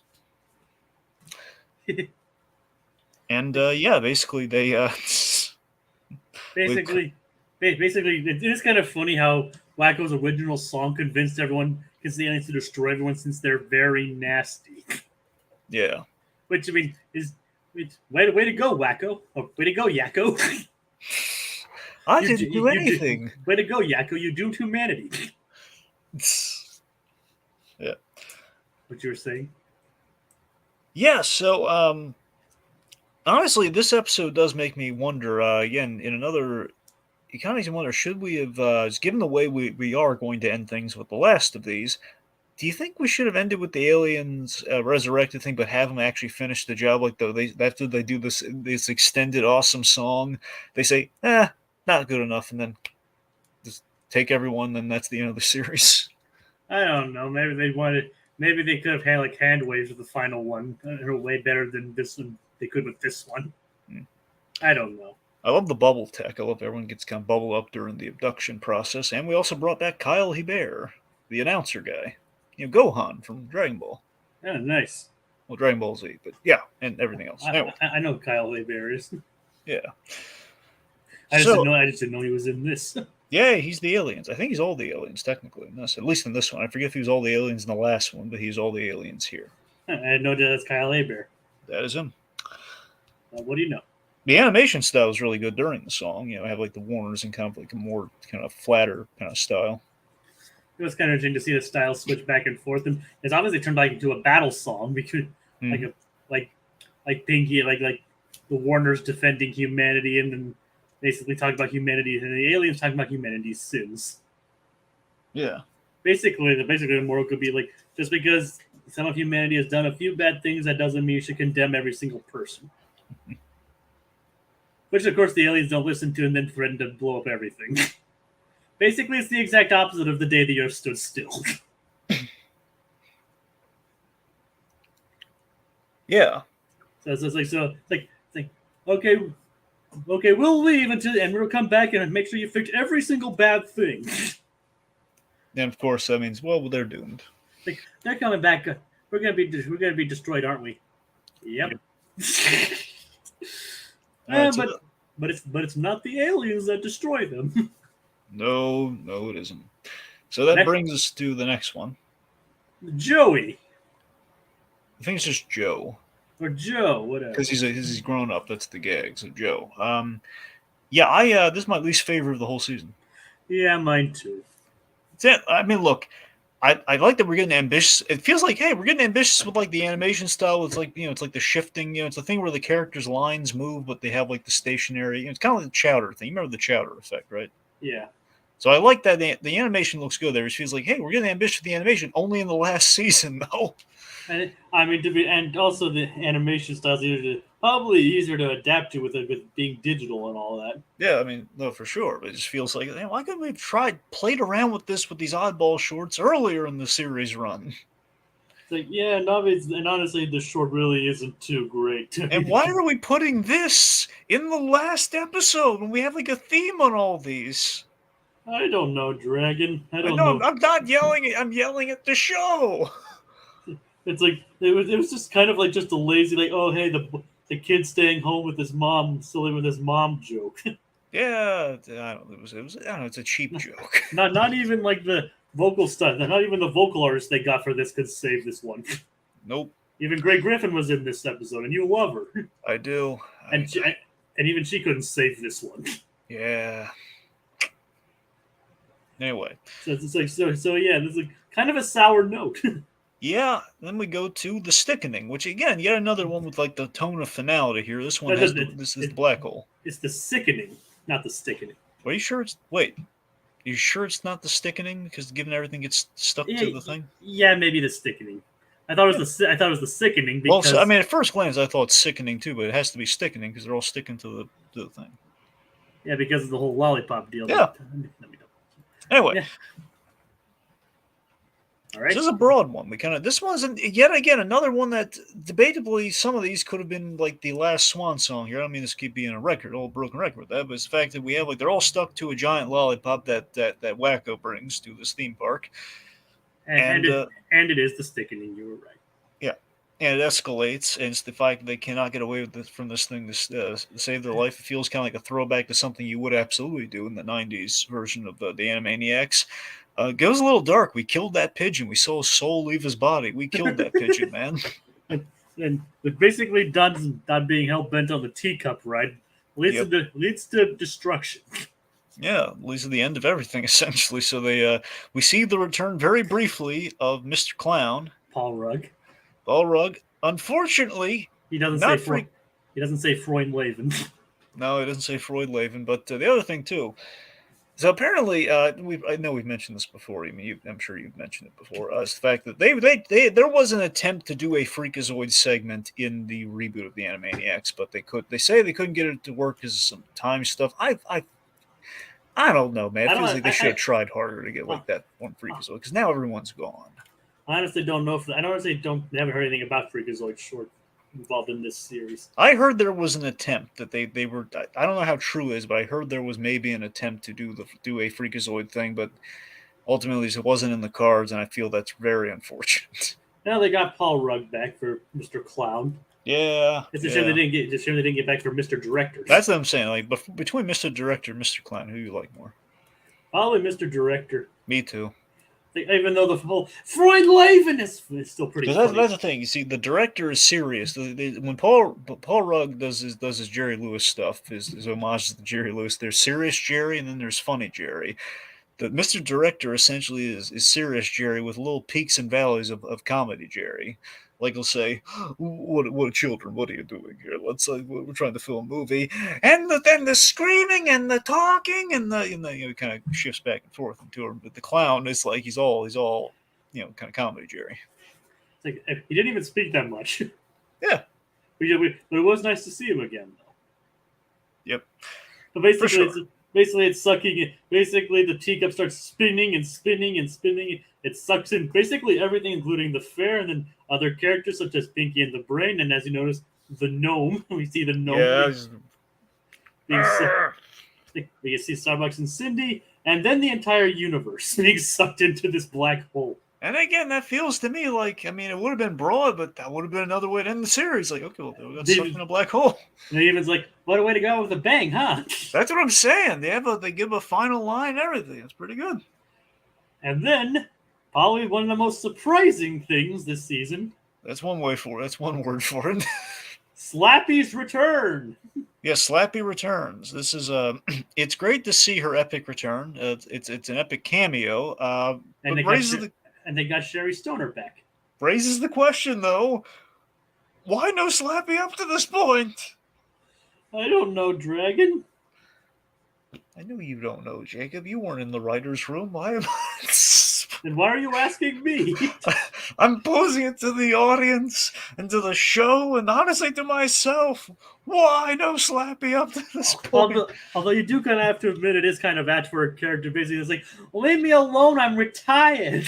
It is. I don't know. It doesn't feel weird though with all the meta contextual stuff in the show. Like in the beginning, we didn't say you're not going to see all your old favorites, kids. I'm sorry. Like if they just acknowledged it at some point way early on. Something like that, yeah. I don't exactly remember, but they could have just said like we couldn't get everyone else because they wanted more money. Well, they gave Warner's like $10 million. Yep. And all that sweet Hulu money. Oh yeah, all that sweet Hulu money and Hulu swag. Yep. Which I still think is like one of the funniest bits they did. It is. As they talk about how everyone else is soulless for a shameless reboot. But when we do it, it's fine. Yeah. But yeah, it was great to see Slappy and basically her saying, like, I'm retired. Leave me alone. That's classic Slappy. She would just tell people to leave her alone. Yep. And like I said, they did get Sherry Stoner back for this one final gag, so yep. Unfortunately, so we got both Paul Rudd and Sherry Stone back for the final episode. Yep. Only for brief moments. And that brings us to the very last segment. Everyday safety. Yes, the giant Adrian back chair. I think it says basically it's a giant wooden chair. Adrian back chair, I think. Yeah. So basically, this is an absurdist safety PSA. Essentially, is what this is. Let's see, Adirondack chair. Okay. But yes. So this is basically a safety PSA of like if you happen to be stuck on a giant Adirondack chair, what to do in this situation that you find yourself. Jacob, have you ever been on a giant chair before with no one else around to save you? Actually, yes. Wait, really? When you're stuck on those chairs and you just can't get down when you're just a little kid. Oh, right. But never, yeah. but never one that's like, but never something like this. Yeah. So it's just, honestly, this ultimately my takeaway with this short is that it feels like they wanted to go out on a very unique and irreverent. And they wanted to go out on a reverency here. I mean, ultimately, when you look at this, it's like, okay, so we're doing an episode that seems to be an average, ordinary, sort of ridiculous thing, and then we kind of take a really dramatic kind of like left turn, where like there is a meteor coming hurtling towards them and is going to kill them. Like, yeah, that did kind of seem like they just threw that into like, oh well, we have to end the season somehow. Yeah, it just feels like they kind of threw their hands up in the air. It's like, well, they're canceling us, so here's what we're doing. It's like, yeah, it's just like, it's like basically kind of an unceremonious end. I do like the '90s flourish with the tape, though. I mean, that was a proper touch, so very indicative of where they came from. But ultimately, it does not have the finality of something like Batman, Brave and the Bold, or Freakazoid, for example, in terms of like where you would end. It's like it just kind of it's just like a very unceremonious end. I tell you though, man, the big gleam I do take away from it before we end kind of Sopranos style is I love Rob Paulson, who again he's the real champ on this show, man. Because Rob Paulson, again, it's been a while since we talked about this, since the first season of Animaniacs, but Rob Paulson, right before they did Animaniacs, he was out of the game for a while. He had throat cancer. Yeah. Or cancer of the throat. And for a voice actor, I mean that's probably one of the worst things that ever happened to you. And he came back. And look at all the stuff he did, let alone Pinky, but Yakko and Yakko doing all those songs that just kind of list God knows how many things, and Pinky and everything. The man was an MVP, and just giving him this line, yeah. Pinky, Yakko, and Scratch and Sniff. And Scratch and Sniff, yes. It just feels. It feels there was a moment he had where there's like Yakko summoning a bit of sincerity there, where he says, "I know Animaniacs brings laugh. That's right, Animaniacs brings laughter and hope to a lot of people, and at the end of it, feels like it could be the death of certain things. Like, no, we're going to die." So it's like for a moment he got that in there, Like, no, I mean we're literally going to die. Yep. And I was like, okay, well, our last lines here. We got to think of something really good, and then which is a nice callback to the very first episode of this reboot. That's true. And then like Wacko suggests something, but then the meteor strikes. Yeah, essentially a lot of people are up in arms about we killed off the Warner Brothers and the Warner sister. I mean, the cartoons they'll probably be fine, but if we don't see them again, dead. It's like keep in mind like the final short of the original series was the Animaniacs suite. Like a highlight of the finest moments set to a musical set to an epic musical score. Yep. And here a meteor just wipes everybody out. Yeah. I guess you're taking which one's better. Yeah. It's like so yeah, it's like basically one could even like kind of see it as like a jab at Hulu for something, because if you notice they kind of like did the whole 10 out of 13 gag in the opening credits, like, right, during the intro when they're signing the contract. Yeah. So even here it's kind of like they're kind of like pointing like, well, that's kind of abrupt. So even they're kind of referencing how like yeah, we got kind of cheated on this one. Yeah. So and thus Animaniacs ends with everything being completely wiped out. Yep. So, Dragon, what's your overall thoughts on that concept in itself? Well, I mean that's the thing. I mean, endings are hard, especially for a comedy show, like for an animated like variety show format. I'd imagine. Because you remember how the Muppets ended, right? No. Well, the Muppet Show. No, I haven't. No, I don't remember how it ended. Well, do you want me to tell you? Yes. Yeah, so it ends on the Gene Kelly. Technically, I know I forget if they ever fixed the order of it on Disney Plus or however people are going to be able to watch it, but the Gene Kelly episode is intended to be the finale of the Muppet Show, in which they kind of talk about kind of an end time sort of thing, in which it's like it's not actually the end of the world, but like a character misinterprets a fortune telling, like I forget if it's like an astrological sign. Beauregard thinks he got a fortune told or something, and he basically thinks it's the end of the world. And like a horoscope thing or something. In reality, it's not. He misread it, and but the fact there is like an element of like this is the end, and So I mean, it's kind of hard to kind of like where do you have to go when you end things, because you either get real schmaltzy or you don't get real schmaltzy. And I think again, like something like Freakazoid ends on the perfect note in which they end on "We'll meet again," which is kind of a bittersweet kind of like kind of beautiful note, and everyone's coming together, and it's kind of like it's bridging like kind of like a these animated cartoon characters as real people, like as if they were like actors on a sitcom, like coming together one last time. Also working as a reference to Doctor Doctor Strange Strangelove, stuff. exactly, which is basically there was something magical about it because all the people worked on it loved Doctor Strangelove, so they had that too. And on the flip side, you have something like Brave and the Bold, which Brave and the Bold roughly just it ends essentially with they're all like breaking the fourth wall and they're getting together at a cast party, and it just feels weird to me that in a show with Animaniacs, in which the whole premise of the show is what goes on in the Warner's lot, we didn't do something like that again. Yeah, I mean, technically the original show really didn't do that either, but I know that's what I'm saying. Like they had the opportunity here. I mean, and plus this is not like you have to animate something really crazy. It's just like look at Brave and the Bold. It's like literally a cast party. Like it's a rap party. I mean, literally, Brave and the Bold ended with Batmite trying to rewrite the show to make it darker, basically get it canceled. Exactly. So based on that, it feels like which honestly feels like a more Animaniacs plot than anything Animaniacs did this season. So that's the weird thing. Doesn't it feel like we should have gone for something? I mean, I'm going to raise this question. I wonder if it was an issue of perhaps the irreverency the Animaniacs with the reboot has been dealing with is the fact that like we know some people either want us back or don't want us back, and we're going to meet in the middle and kind of like mock the people that don't want us and celebrate just the fact that we're back and have fun with it. But there's always kind of that little hair of cynicism of like, yeah, we know people have opinions these days and they're much more vocal about it now with the advent of the internet that they weren't in the 90s.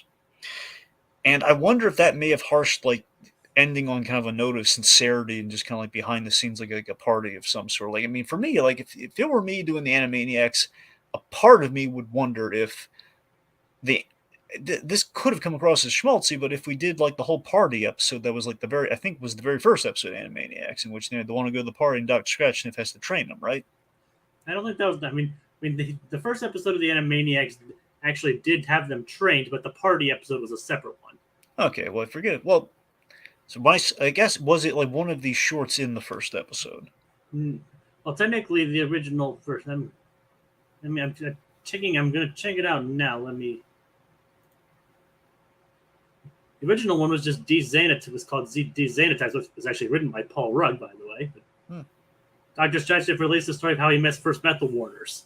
Okay, it was basically point it was an origin thing. So yeah, but it has nothing to do with them actually going to the party. Like, okay. I think the one you're thinking of is also Taming of the Screwy, which is basically 4 episodes later. Okay, Plots invited some foreign investors, and Dr. Sketchniff must train the Warners to have good manners.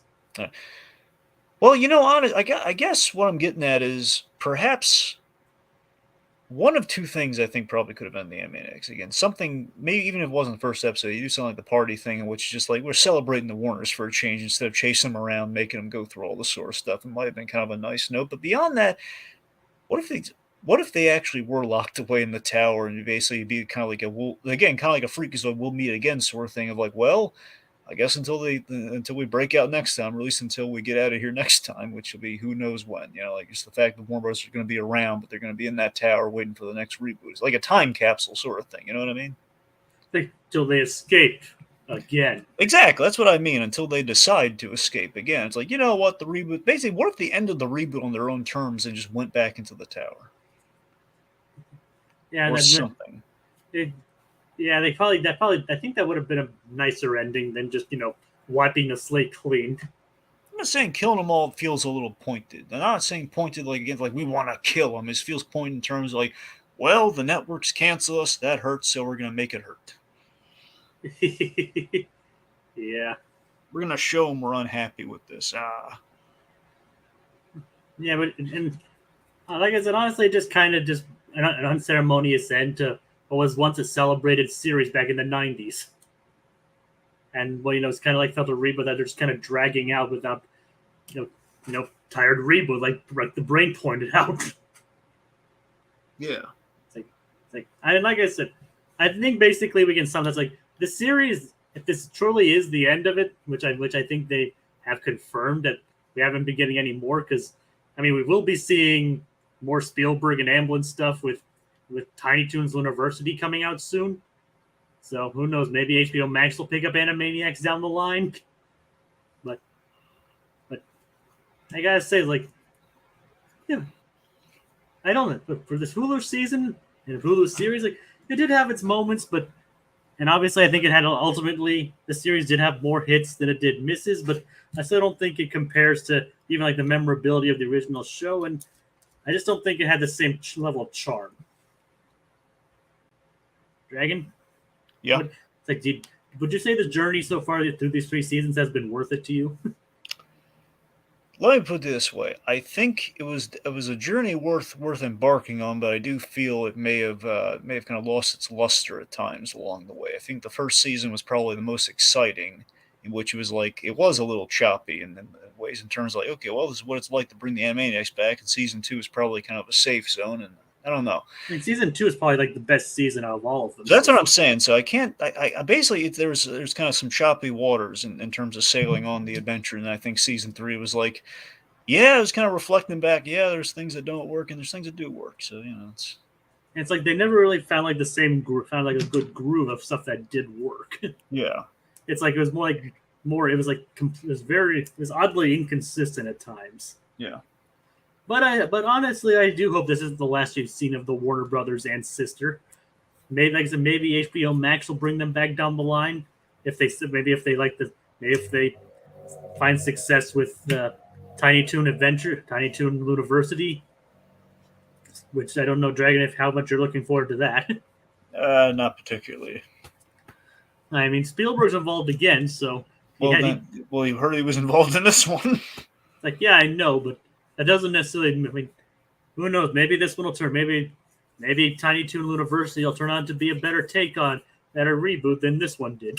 We'll see. Is it in? Well, we will see. So, and I don't know exactly when it's coming out, whether this year or next year. So, I think this year, but it very well could be next year. So, but we will see how that carries on, and maybe who knows? Maybe a Freakazoid reboot down the line if either one of those are successful. Would you be up for that one, Dragon? Well, Freakazoid. Well, I mean, what I do? Are you saying what I talk about, or what I want to see a Freakazoid reboot? I mean, either one really. I mean, honestly, the Freakazoid reboot. It just feels. I mean, a part of me would like to see it, but I mean, by the same token, it feels like all my old friends are gone now. So it just feels like, like we have Paul Rugg, but we've lost. We lost the Loeb, and we've lost Cosgrove, and I mean, I don't know.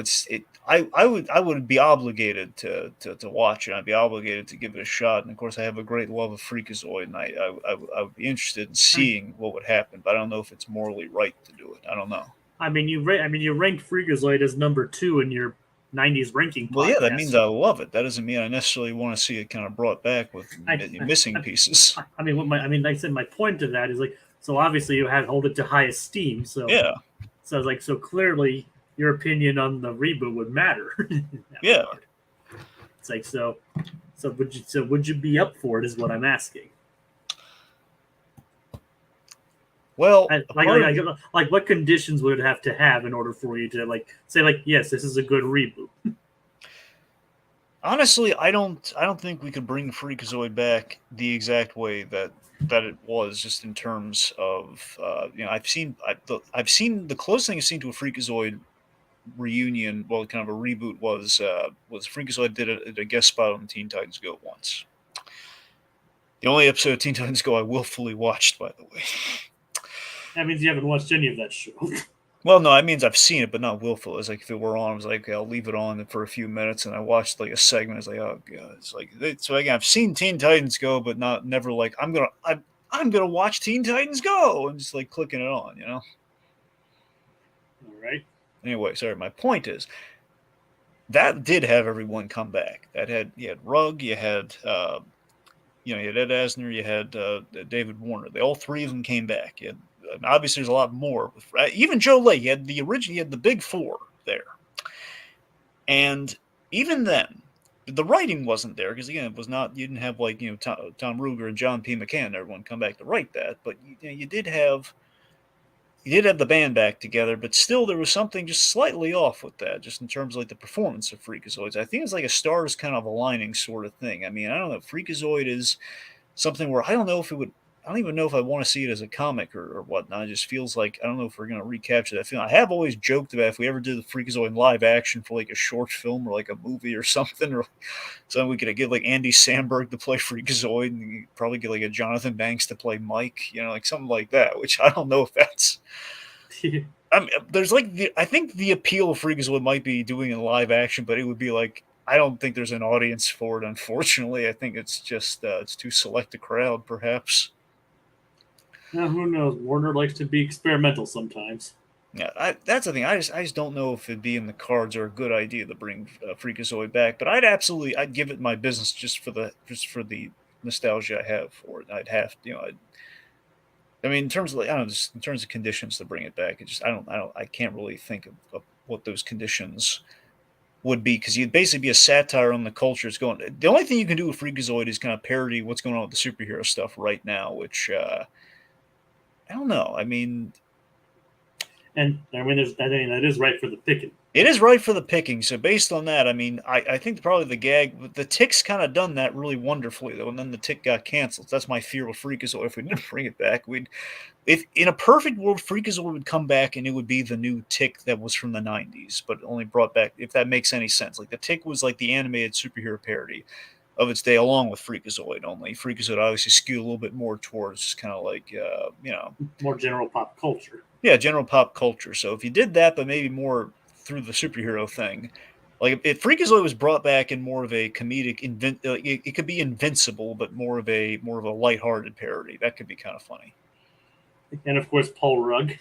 That's what I'm saying. You kind of need Paul. If basically you need Paul Rugg, but I don't know. You need Andrea Romano. It feels like, which she's out of the game, so I don't know if we get quite Paul Rugg the way it was. What do you mean she's out of the game? Well, she's retired, Jacob. I didn't know she retired. Yeah, yeah, we've been over this. She's retired. Yeah, Huh, well, what do you know? yeah. Anyway, Learned a couple things tonight. okay, so yes. Anyway, so point being is like, we should probably round things out in Animaniacs here. So yeah, it's like I think we basically said our piece regarding this. So, any closing statements regarding this, or do you just want to like end it out? It was a grand experiment. It's a shame to see them kind of cut down before, at the very least, they got a full season. But networks are fickle, though. They'll drop you like a man with big oak fingers. Get the usual 10. You get 10 episodes instead of the 13 they were promised. So we don't exactly know what happened behind closed doors, and we may never will. Yep. But it was a wild ride, and there were some bumps along the way. But I think it was I think it was mostly satisfying. I mean, I wouldn't say my time was wasted. Okay. All right. Well, on with that note, say good night, everybody. Good night, everybody. And Sir Dragon, what are we gonna do tomorrow night? I don't know, Jacob. The show's over. Yeah, that's disappointing. Yeah.